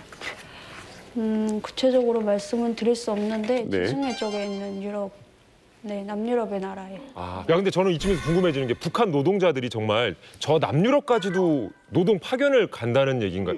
이명 선생님 이게 가능한 일이에요? 그렇죠. 지금 그 북한에서는 이제 많은 근로자들은 이제 외국으로 외화벌이로 이제 인력 송출을 하는데 그 중국이나 러시아 쪽 근로자들보다 좀 이제 성향이 좀 다릅니다. 좀 그 전문 기술이 있어야 되고 과학자 뭐 이런 뭐 연구원 이런 많이 나가는데 특히 이런 최근에 한 4, 5년 전부터는 그 북한 업체들도 많이 송출하지만은 그 북한 업체들이 외국 업체들하고 이제 많이 그 합작 기업에 이제 송출을 하고 있거든요. 그러니까 뭐 폴란드, 그다음에 그 벌가리아, 뭐 독일, 특히 이제 그 전에 13개 사회주의 국가들 중에 포함됐던 동구 나라들 이 지역에 이제 꽤 많이 이제 송출되어 있죠. 네. 근데 사실은 저는 이만갑에서 배우기로는 해외에 좀 아무나 나갈 수가 없다. 이게 아무리 일을 하더라도. 근데 이런 게 좀 가능한가 싶은데 어떻게 하는 거죠? 남인희 씨. 그 당시에 그 식당들이 엄청 많이 있었어요. 또 북한에 막 그런 거 봉사소라고 해야 되나? 외화 식당들이 엄청 많이 서고 네, 그렇게 하면은 돈도 많이 벌 수 있고. 잘하면 외국도 나갈 수 있어요? 네, 외국도 엄청 많이 나가고 그래갖고 딸 가신 부모들이 진짜 많이 그쪽으로 그 학교를 보내려고 되게 그랬었어요. 그리고 또 여자가 요리사다 하면 요리사 직업이 여자로서 되게 인기가 많았었거든요, 북한에서. 그러네. 네. 요리 학원은 몇 개월 정도 코스예요? 한 3년짜리예요. 꽤 기네요. 학원이 3년이요? 네, 학원이 3년짜리예요. 한 학기에 한 2달 정도 뭐 서양 요리나 그다음에 조선 요리 이렇게 2가지를 배워주거든요. 네. 근데 거기도 북한이다 보니까 마찬가지로 한 사상 과목이 한 70% 정도 되고요. 요리 학원에서? 요리의 사상이 그럼 뭐 그 그러니까요. 양파를 써놓는데 뭐 주채 썰기 뭐 이런 거 있는 거야? 양파 가르쳐요, 막. 막 그 엄청 많아요. 김일성주의 개본이나 뭐 네. 너작이나 그다음에 혁명의 역사나 해가지고 예. 한 70% 되거든요, 사상 과목이. 아 근데 이게 학원이라고 해서 학원이라 생각하지 마시고요. 학교 전문대학이라고 생각하시면 됩니다. 이게 이 전문대학이에요. 이게 3년이기 때문에 이게 전문대학이고요. 되게 가고 싶어합니다. 근데 이름을 학원이라고 해서 우리의 여기 몇 개월짜리 단기 코스라고 생각하지 마시고 이건 대학. 아, 그러세요. 요리학원에서 실습도 나가요? 네, 한 학기당 한 2개월 정도, 3개월 정도 이렇게 나가긴 나가거든요. 어디로 나가요? 어디로 나가는 거예요? 대체로 그 외화식당하고 그다음에 국가에서 운영하는 그런 구경식당들 있잖아요. 옥류관이나 청류관 막 이런 것들도 데로 있고 나가는구나. 그런 데 위주로 나가거든요. 많이 내보내는데 그다음에 배치가 되면 만약에 내가 졸업을 해서 가잖아요. 저는 대동강 수목국집이라고 넘실거리며 흐르는 대동강을 옆에 끼고 있는 여기가 바로 예로부터 평양 4대 음식의 하나로 유명한 대동강 숭어국을 전문으로 봉사하는 평양 숭어국집입니다.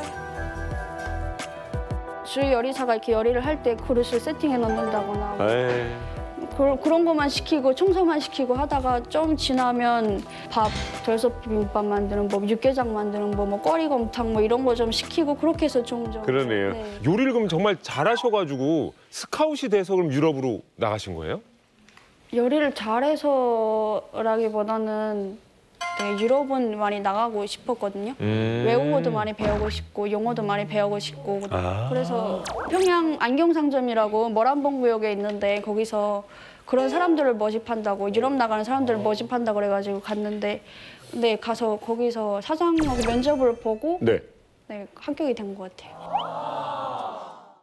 그다음부터 그 문건 합격이 되면 그다음부터 문건 준비가 들어가요. 그러니까 제가 외국으로 나갈 수 있는 문건, 저희 무슨 신체 검사에 일단 합격을 해야 되고 그다음에 이것저것 막 그 집안의 내력 있잖아요. 저희 뭐 삼촌은 뭐 있고 뭐 할아버지는 뭐 있고 뭐 할머니는 뭐 있고 막 제가 몰랐던 것까지 다 알아오시더라고요. 거기 그다음에 그거를 다 완성이 되면 담화라는 걸 해요. 구역당에 가서 또 담화를 하고 그다음에 최종적으로 중앙당에 올라가서 비준을 받아요. 그러니까 이런 사람들 내보내려고 한다. 이런 비준을 받고. 야, 힘들다. 네, 그렇게 해서 내려오면 그다음부터 요건 만들고 그다음에 사증 비자 받고 막 이런 준비를 또 하는데 그 기간이 한 1년 정도 걸렸어요. 비자 기다리고 막. 근데 그 동안에 신체 검사할 때부터 담화 그다음에 마지막에 그 여권까지 시작해서 몽땅 다 돈을 막 요구하는 거예요. 엄청나게 뜯어내더라고요. 한 1년 동안에 한 $1,000를 쓴 것 같아요. 1,000달러면 1년 기다려갖고 나갔는데 그동안에 한 $1,000를 내고. 엄청 크고. 당에서 주는 거 아니에요? 당에서 개인이 내야 되는 거냐? 근데 사실 이게 그 1,000달러면 100만 원 정도거든요. 그렇죠? 네네. 그 100만 원이면 북한에서 굉장히 큰 돈 아니에요? 네, 큰 돈이죠. 그쵸. 당연히 큰 돈이죠. 옥별 씨, $1,000달러면 북한에서 꽤 큰 돈이죠. 크죠. 완전 큰 돈이죠. $1,000달러면 내 가족이 한 두세 달은 먹고 살. 아, 1년 살지. 거의 1년 먹고 살 것 같은데요.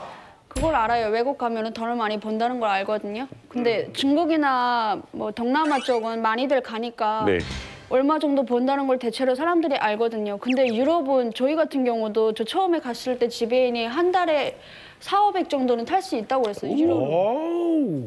400 유로를 주고 그다음에 네가 더 일만 잘하면 1,000유로까지도 탈 수 있다고 그랬거든요. 그러니까 그렇게 들었으니까 이 사람들은 너희는 나가면 돈을 버는 거 아니냐. 그러니까 무조건 뜯어내는 거죠. 저희는 또 그거 안 내면 못 나갈 것 같으니까 돈을 막 빌려서라도 내고 어떤 사람들은 막. 아, 북한은 짬만 넣으면 뜯어먹는구나. 그러니까 민희 씨는 유럽을 가고 싶어 하셨잖아요. 네. 근데 막상 유럽 간다. 상당히 떨렸을 것 같은데 어떠셨어요? 되게 진짜 설렜던 것 같아요. 저희 집에서는 막 비행기를 타보는 애가 나오긴 나왔구나 막 이렇게 말씀하시고 진짜 많이 떨리고 어떨까. 처음에는 국제열차 타고 평양역에서 국제열차 타고 베이징까지 가거든요. 기차 타고 중국 갔어요? 네, 베이징에 가서 거기서 비행기 타고 유럽까지. 너무 부러워. 아니 우리 기차 타고 베이징을 가다니. 그러게. 진짜 처음에 떠나서 막 가는데 그냥 깜깜해요. 아무것도 안 보이더라고요. 북한 쪽에는 산도 다 벌거벗고 막 이렇게 허연 산들이고 그래서 그런가 보다 했는데 갑자기 그때 밤이었거든요. 밤인데 그 다리를 통과를 한 거예요. 그 다리 있잖아요. 무슨 다리인지 모르겠는데 친해주하고 단둥 넘어가는 그 다리를 통과하는데 단둥 딱 들어가는 순간 불이 엄청 밝은 거예요. 굉장히 환한 거예요. 그리고 사람들이 막 청바지 입고 머리 다 풀어 헤치고 막 짧은 옷 입고 그다음부터 막 잠이 안 오더라고요. 그걸 본 순간. 내가 드디어 외국에 왔구나. 막 이제부터는 어떻게 내가 조쿠에 왔구나 막 이런 생각을 했던 것 같아요. 거기서는 기차는 북한에서 평양에 탄 기차 그대로 가는 거예요? 그 단동에서 이렇게 앞에 그거를 교체하는 것 같아요. 교체하고 열차에 들어오더라고요. 열차, 그러니까 신의주에 나가면서 그 검열을 해요. 짐에 어떤 걸 가지고 나가는지 세관원들이 세관원들이 검열을 하고 그게 통과를 하면 그다음에 거기서 중국 사람들이 올라와가지고 뭐 이거 사라 저거 사라면서 막 그렇게 하죠. 와 신기하다. 그러니까 평양역에 평양 베이징행 국제 열차가 있어요. 대박. 그러니까 이제 현재는 오전 10시에 그 평양에서 출발하면 단동에 오후 3시에 도착합니다. 거기서 그 북한 화차를 중국 화차에다가 붙여줘요. 앞머리를 바꾼다는 거죠?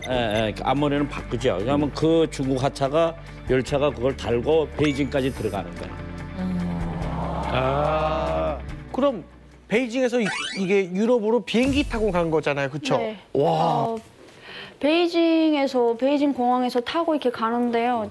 유럽 공항에 딱 도착을 하니까 버이온이 마중을 나온 거예요. 저희 일하는 곳에는 항상 버이온이 따라 나오거든요. 버이부에서 일하는 사람이 나와서 저희를 항상 감시를 해요. 그 사람이 따라 나와서 그냥 잘 왔다 수고했다 하고 그냥 바로 버스에 태우고 그냥 데리고 가더라고요, 숙소로. 그래갖고 못 봤던 것 같아요. 아예 못 봤어요, 유럽 공항. 아니, 그러면은 민희 씨는 그 유럽의 어떤 식당에서 일하신 거예요? 그 멋있는 남자들 보고.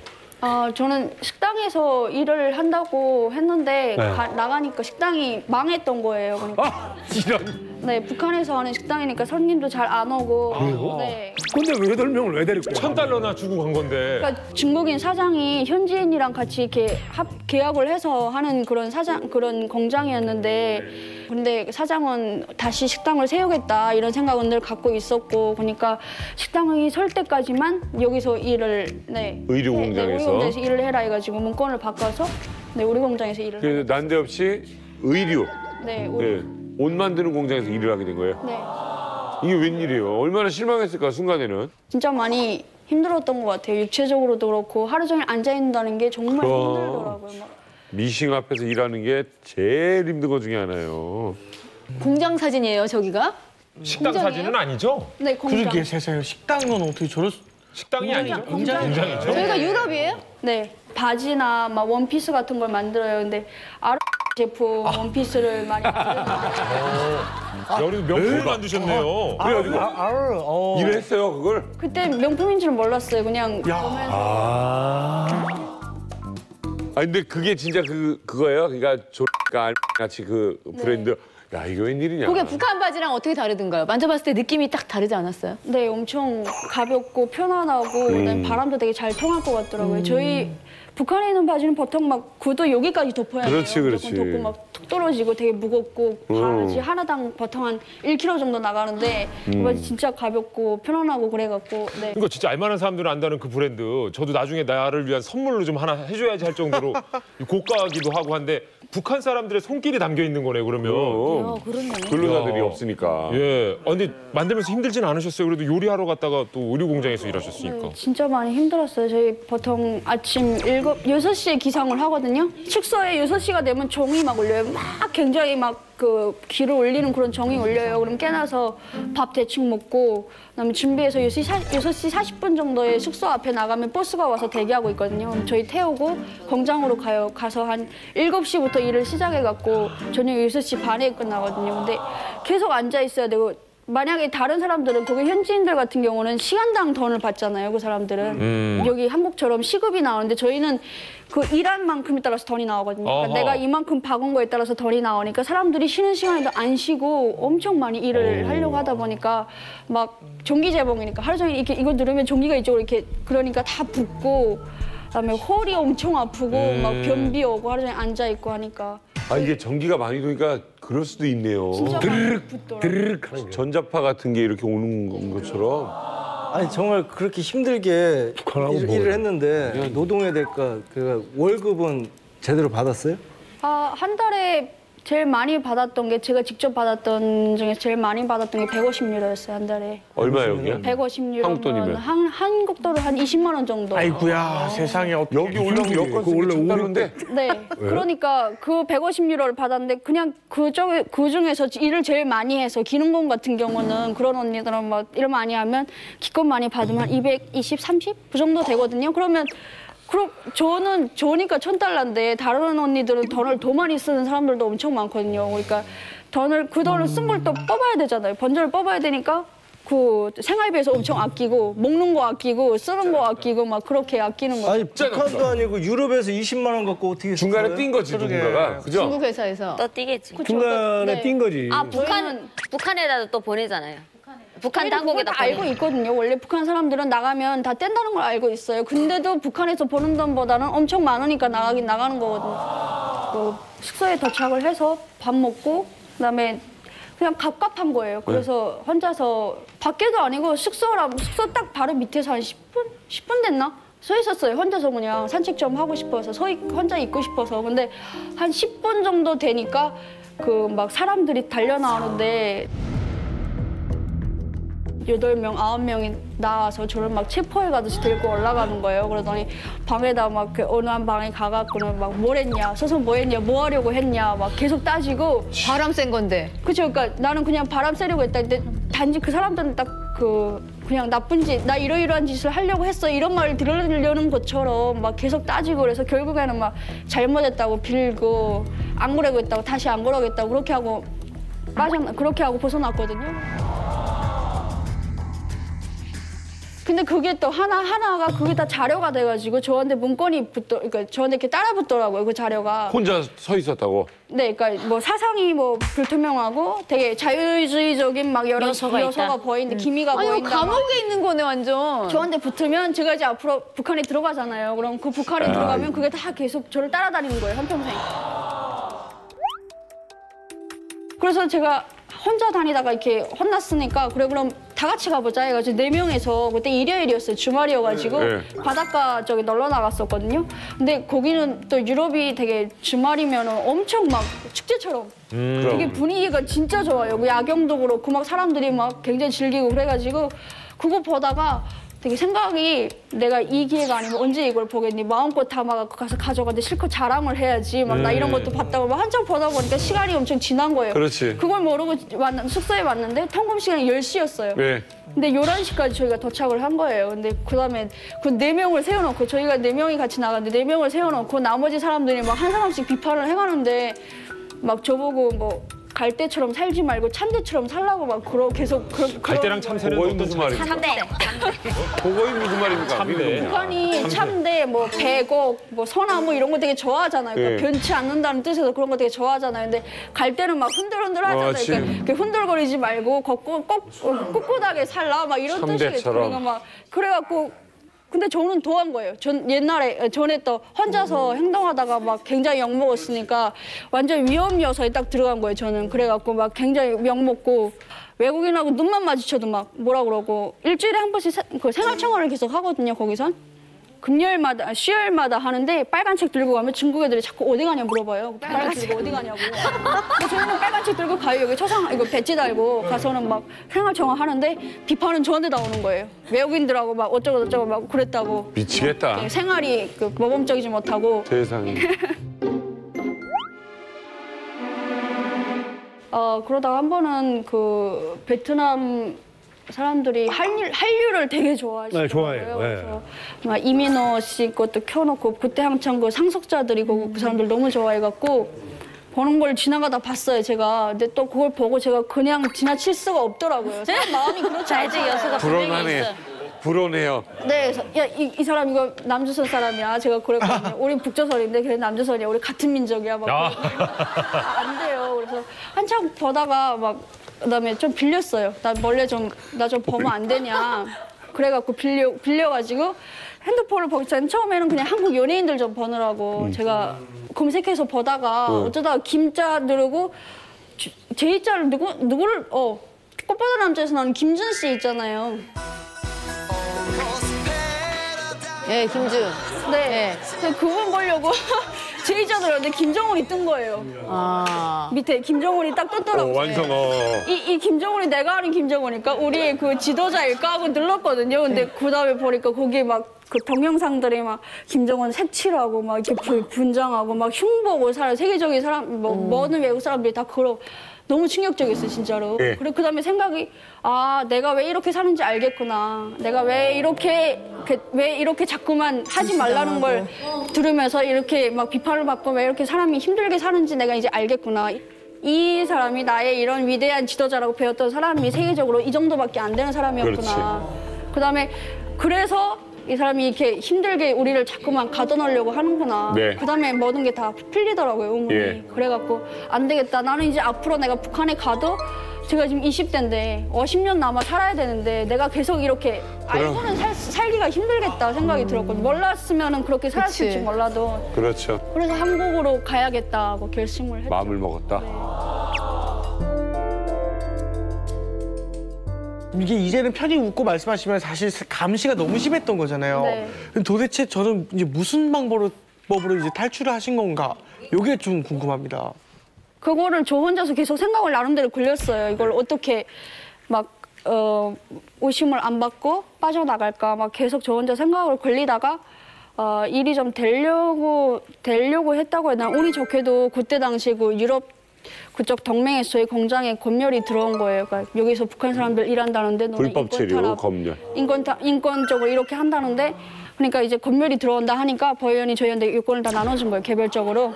어머 어떡해. 너희 갖고 있다가 만약에 누가 와서 물어보면 여권을 이렇게 보여줘라. 나 이렇게 산다고 보여줘라. 이렇게 준 거예요. 그다음에 그걸 갖고 있었는데 그때 법원이 출장을 갔어요. 또 일이 잘 되네. 출장을 간 거예요. 한 3일 정도. 근데 그게 또 제 생일이랑 딱 겹쳤더라고요. 그래서 이때다 생각을 하고 그 전날부터 제 생일 전날부터 되게 치아가 너무 아프다고 계속 이렇게 허설을 했어요. 옆에 사람들한테도 그렇고. 연기. 나 너무 치아가 아프다. 막 그래서 계속 밤새 치아를 이렇게 싸고 이거 감고 여기 손을 대고 막 계속 그렇게 막 신음소리 내면서 여기다 한 2대 때리고. 네, 막 여기도 누르고 막 계속 그럼. 그러고 그다음에 그 막 저거 그래요. 생일날에 치아를 뽑으면 안 좋대요. 어떤 그래도 나는 뽑아야겠다. 이거 못 참겠다. 한국에 가서 뽑아야 된다고. 아니, 저놈도 이상해. 좋은 치과 생일날 이 뽑으면 안 된대.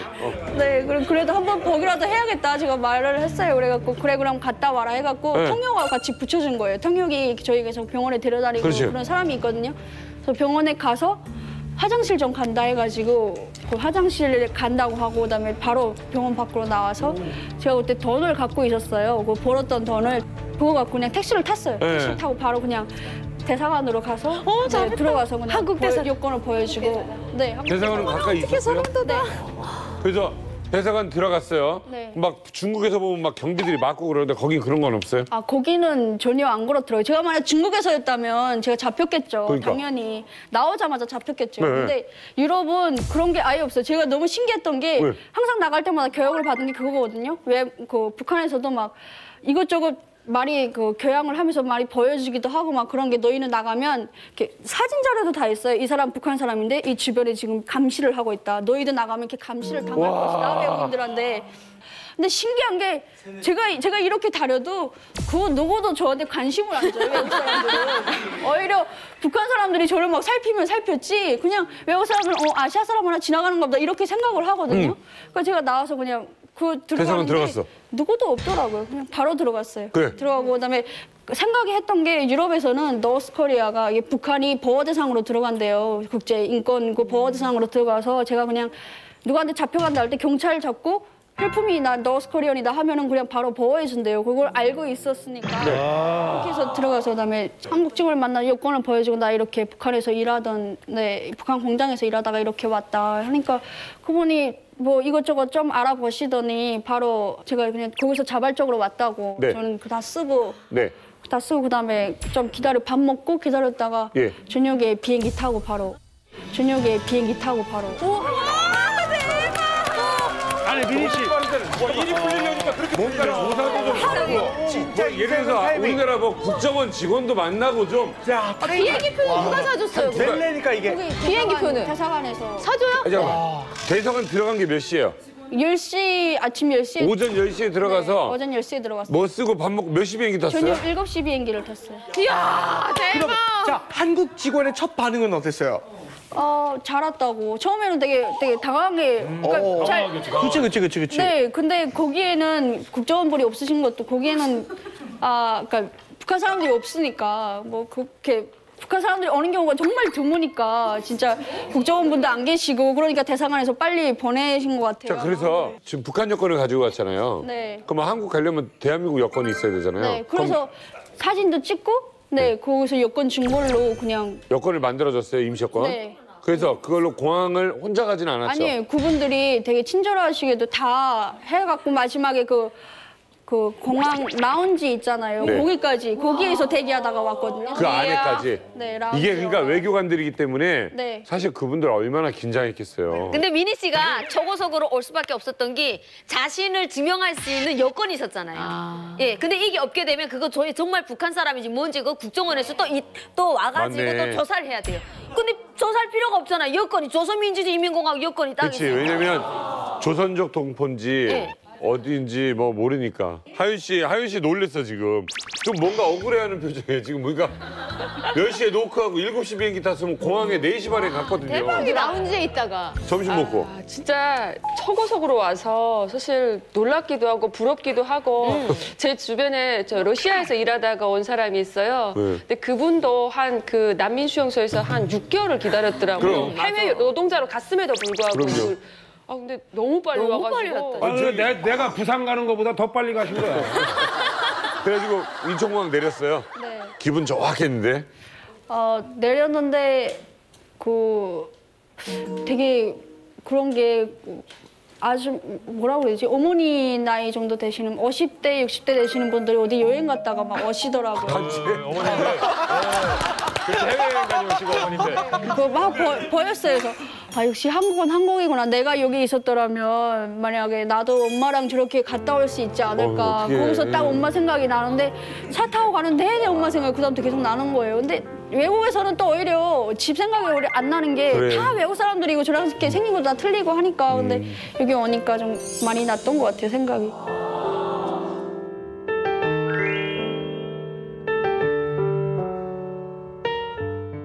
또 국남 예술인들의 연한 공연을 시작하겠습니다. 우리는 하나.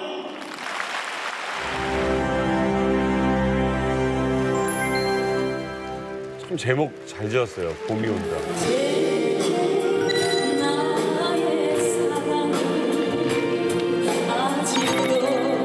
저렇게 휴대폰으로 녹화해도 되나 봐요. 많이 변했어요, 분위기가.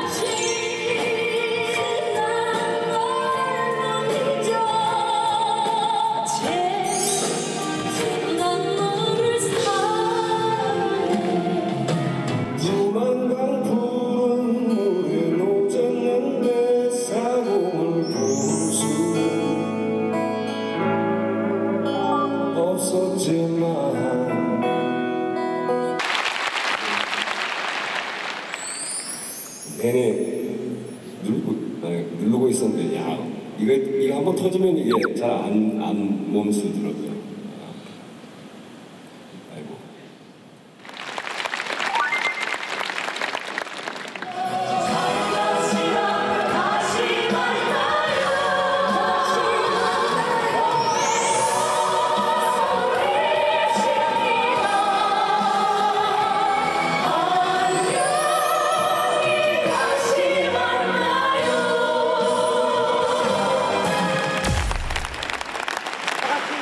오, 환호도 열성적으로 해주시네요.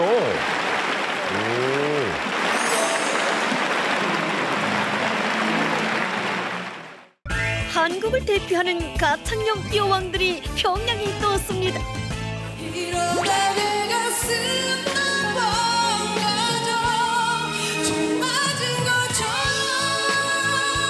호소력 짙은 목소리로 열창했지만 객석 반응은 냉담 그 자체.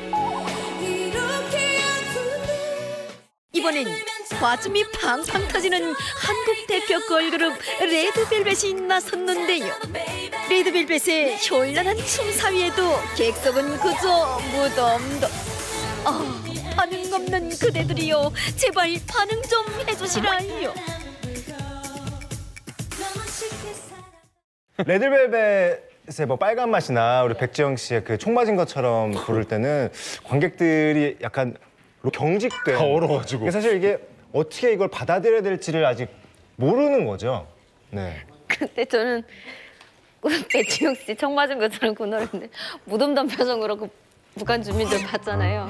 그런 생각했을 것 같아요. 만약에 제가 저 평양 시민이라면 와, 한국에서도 청산 하나 보구나. 그럴 수 있겠다.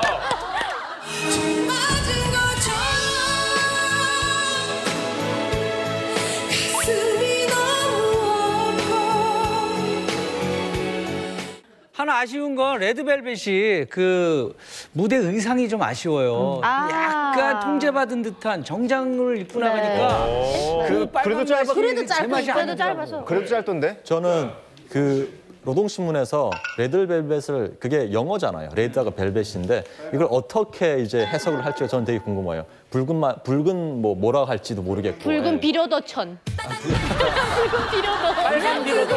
그냥 레드벨벳이라고 하지 않았을까? 이름이니까. 빨간 융단, 빨간 융단. 붉은 융단. 붉은 융단. 평양 관객들의 취향 저격 남조선 노래 3위. 함경도에서 명태가 많이 함경도 잡히지 출신 않습니까? 부모 밑에서 자란 명태 강산애가 이야기 선택한 노래 명태. 그대 너무 부드러워 그대 너무 맛있어 고맙습니다. 중독성 있는 함경도 사투리 노랫말로 평양 관객들의 마음을 단번에 사로잡은 강산애. 아바이 밥 잡숴서 연거리 왔니?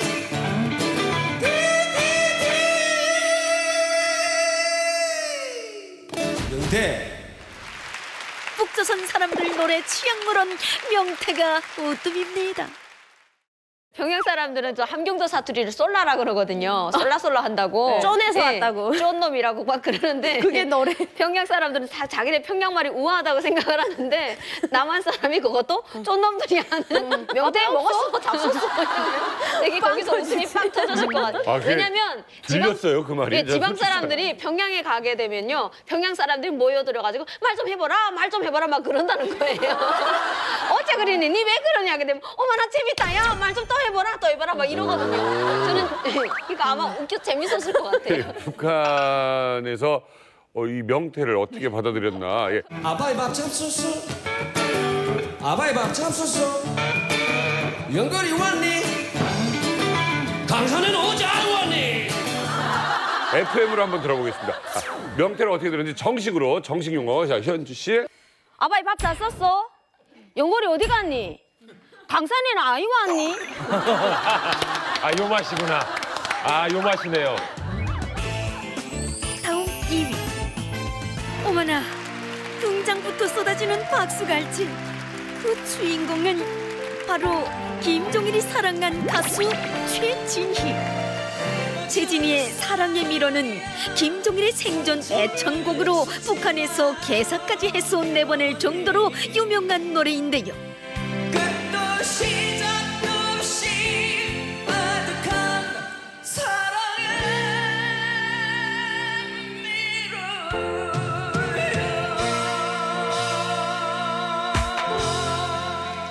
되게 복잡한 멜로디는 이 사람들이 이해를 못해요. 그러다 보니까 이게 노래인지 아니면 뭐 시조인지 그냥 멍에 그냥 가만히 있는 거예요. 충격이네, 충격. 그렇죠. 그러다 보니까 사랑의 미로요 같은 노래는 되게 트로트인데 되게 서정적으로 흘러가잖아요. 북한 노래들 멜로디하고 되게 흡사해요. 그러다 보니까 호응이 좋았던 것 같아요. 저는 좀 다르게 보는데요. 저 백지영 씨의 그 총 맞은 것처럼 하고 사랑의 미로 같은 거는 제가 2010년도에 북한에 있을 때부터 저희 그 주변에 다 알았어요. 그렇지. 젊은 사람들은 그러니까 저게 아는 거죠. 다 알다 보니까 저기 있는 사람들도 10중 8구는 다 알 것 같거든요. 근데 아는 노래인데 이걸 표현을 잘못하게 되면 좀 찍힐 수 있잖아요. 그러니까 마음속으로는 다 느끼지 않았을까 이렇게. 이 1위가 뭔가 궁금하네 네, 또. 1위 궁금하시죠? 예, 1위 지금 공개합니다. 평양 관객들의 취향 저격 남조선 노래 대망의 1위. 바로 남조선 로큰롤 베이비 YB 되겠습니다. 나는 아주 작은 애벌레 날개를 활짝 펴고 세상을 자유롭게 갈 거야. 아니 이 관객들이 정말 아까 시큰둥하게 앉아있던 그 사람들 맞단 말입니까? 그런데 아직 놀라긴 이릅니다. 이날 YB 공연의 하이라이트는 따로 있었는데요.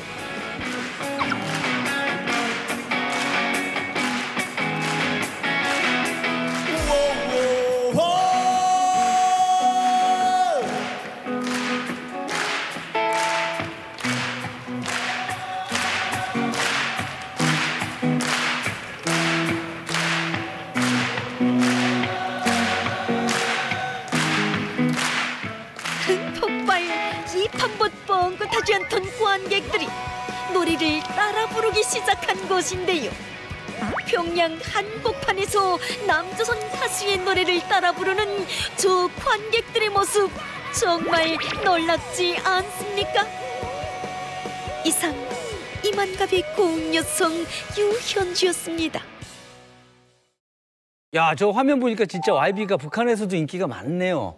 근데 저 중간에 이렇게 노래 유도하는데 몇 사람은 하는데 서로 눈치 보는 게 혹시 하면 혼날까 봐. 왜냐면 이 노래를 어떻게 알지?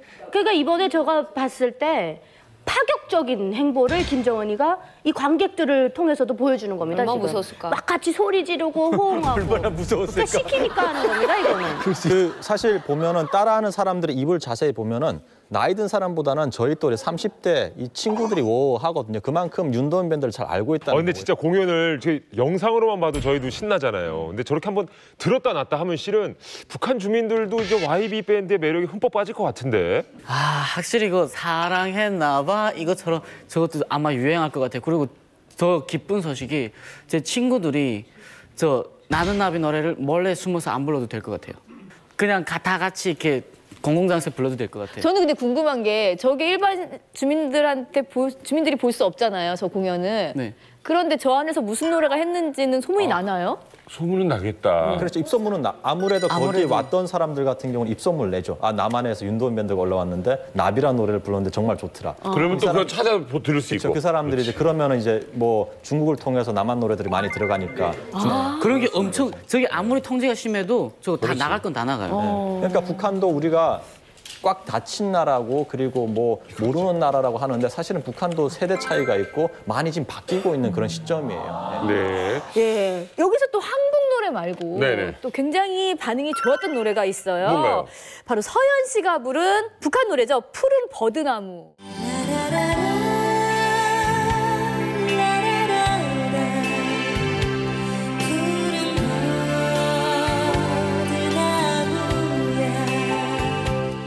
이 노래가 이제 북한에서 김일성이가 국보급이라고 얘기한 김광수이라는 가수가 있어요. 이분이 부른 노래고 노래가 한창 나올 때 90년대 때 북한 국민의 사랑을 진짜 엄청 많이 받았는데 노래 가사 한 말이 어떠냐면 이제 나무들이 대부분 서면 다른 버드나무하고 틀리게 다 머리를 꼿꼿이 쳐들고 있잖아요. 그렇죠. 근데 버드나무는 항상 수그리고 자기 땅에 고마워서 뿌리 내린 이 땅에 고마워서 늘 절을 하는 네 그리고 그 다소곳이 머리를 수그리고 있는 그 겸손함 이런 노래 가사 말이 이제 찬양가하고 틀리게 네. 북한 사람의 마음에 와닿아서 너무 사랑을 받지 않았어요.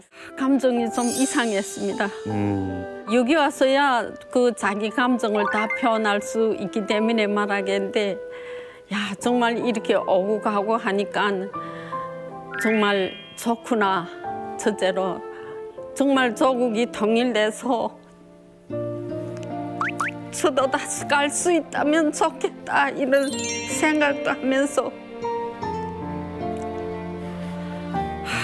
정말 가는 정이 있어야 오는 정이 있다고 예, 이렇게 조선 속담에 그런 게 있는데 이렇게 서로가 오고 가면 앞으로 통일되지 않을까 예, 이런 생각을 하면서 왔습니다.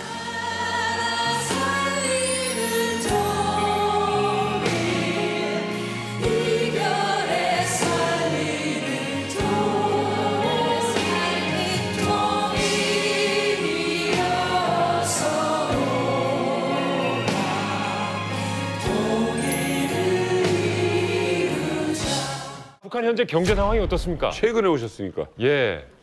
최근에도 경제 상황이 별로 달라진 것은 없다고 생각합니다. 그래도 김일성 시대에는 조금 그래도 됐는데 그래서 이 일반 주민들 속에서 특히 늙은이 속에서들은 이렇게 말합니다. 이게 그전에 후다버디 때도 이러지 않았는데 어째 지금은 제 친아버지를 모시고 있는데도 사는 게 이렇게 힘이 든가 늙은이들이 이렇게 말합니다.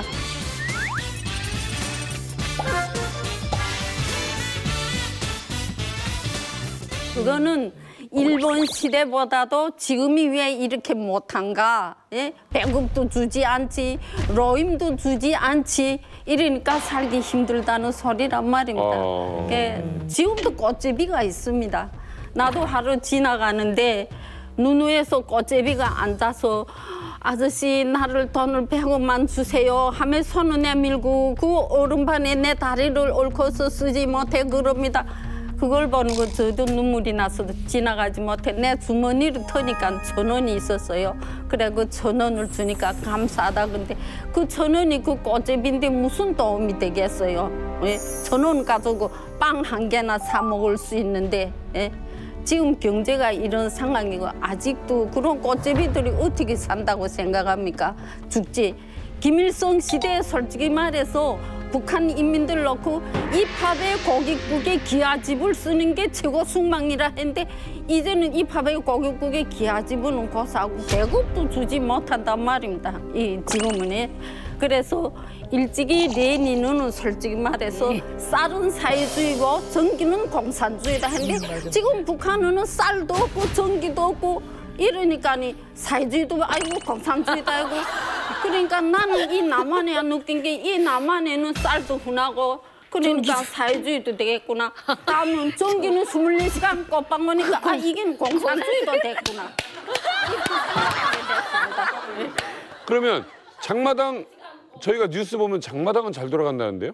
이 김정일 시대에 와서 먹을 게 없고 먹지 못하고 사람들이 이러니까 장마당은 활성화됐단 말이다. 근데 파는 사람은 많고 싸는 사람은 조금 하니까 하루에 내 보건데 내 아는 아줌마인데 비누로 2장 넣고 파는데 2장도 못 팔고 뚝뚝 떨고 서서 아이고. 제가 가서 야 내 너를 아니까 오늘 이 비누 2장을 내서 아줌마 그리고 오전 어두워졌는데 집으로 가라.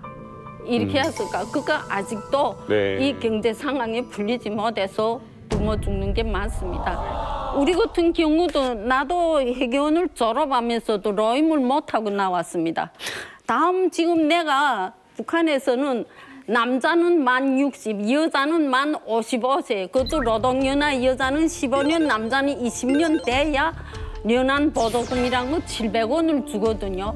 근데 내가 올 당시도 쌀 한 킬로 4,800원을 했습니다. 근데 한 달에 나로 주는 보조금이 내 700원을 가지고 내 사탕 한 7알도 못 사서 그거 내 한 달 동안은 새처럼 쪼아 먹어도 아이 된단 말입니다. 새처럼 쪼아 먹어도 아이 된단 말입니다. 그러니까 지금 이 젊은이들은 부모를 모시기 싫어한단 말입니다.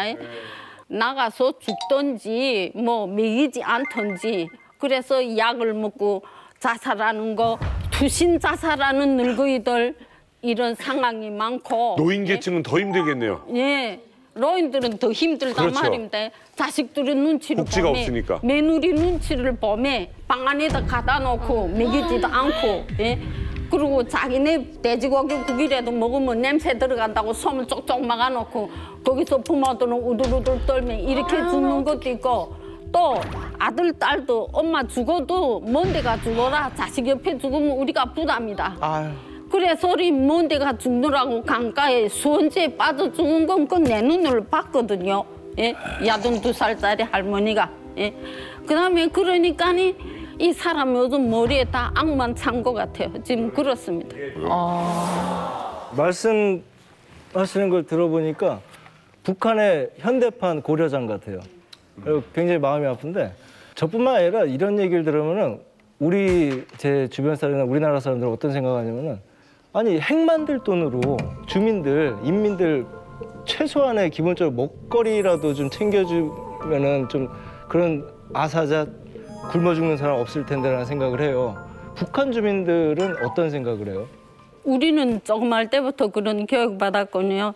총대만이 살 길이다. 우리가 핵무기를 만들어야 감히 미국이 우리를 넘겼다 보지 못한다. 허리띠를 우리가 좀 졸라매더라도 핵을 만들고 성군 정치를 해야 된다. 이게 기본이거든요. 그래 우리는 못 살고 못 먹을까. 어느 누가 잘 먹고 잘 살기를 원하지 않는 사람은 없다 그겁니다. 마음속으로는 그렇지만 그걸 표현하지도 못하고 이 남한에는 정말 4.19요, 뭐 5.18이요, 촛불 행진이요 해서 국회에서 떠들고 하지만 북한에는 귀가 있어도 듣지도 못하고 눈이 있어도 보지도 못하고 입이 있어도 말도 못한단 말인데 예. 그런 일이 절대로 벌어질 수도 없습니다. 인민들이. 자, 그러니까 우선 자유가 없죠. 언론, 출판, 결사 자유 있다고 헌법에는 밝혀져 있지만 그런 자유가 하나도 없습니다. 솔직히 말해서. 그렇기 때문에 인민들은 통일을 원하고 이러지만 이 위에 있는 김정은 바로 어전 김정은입니다. 이런 사람은 소꼴이 되기보다 지대가리 되는 게 낫다. 이런 속담이 있단 말인데.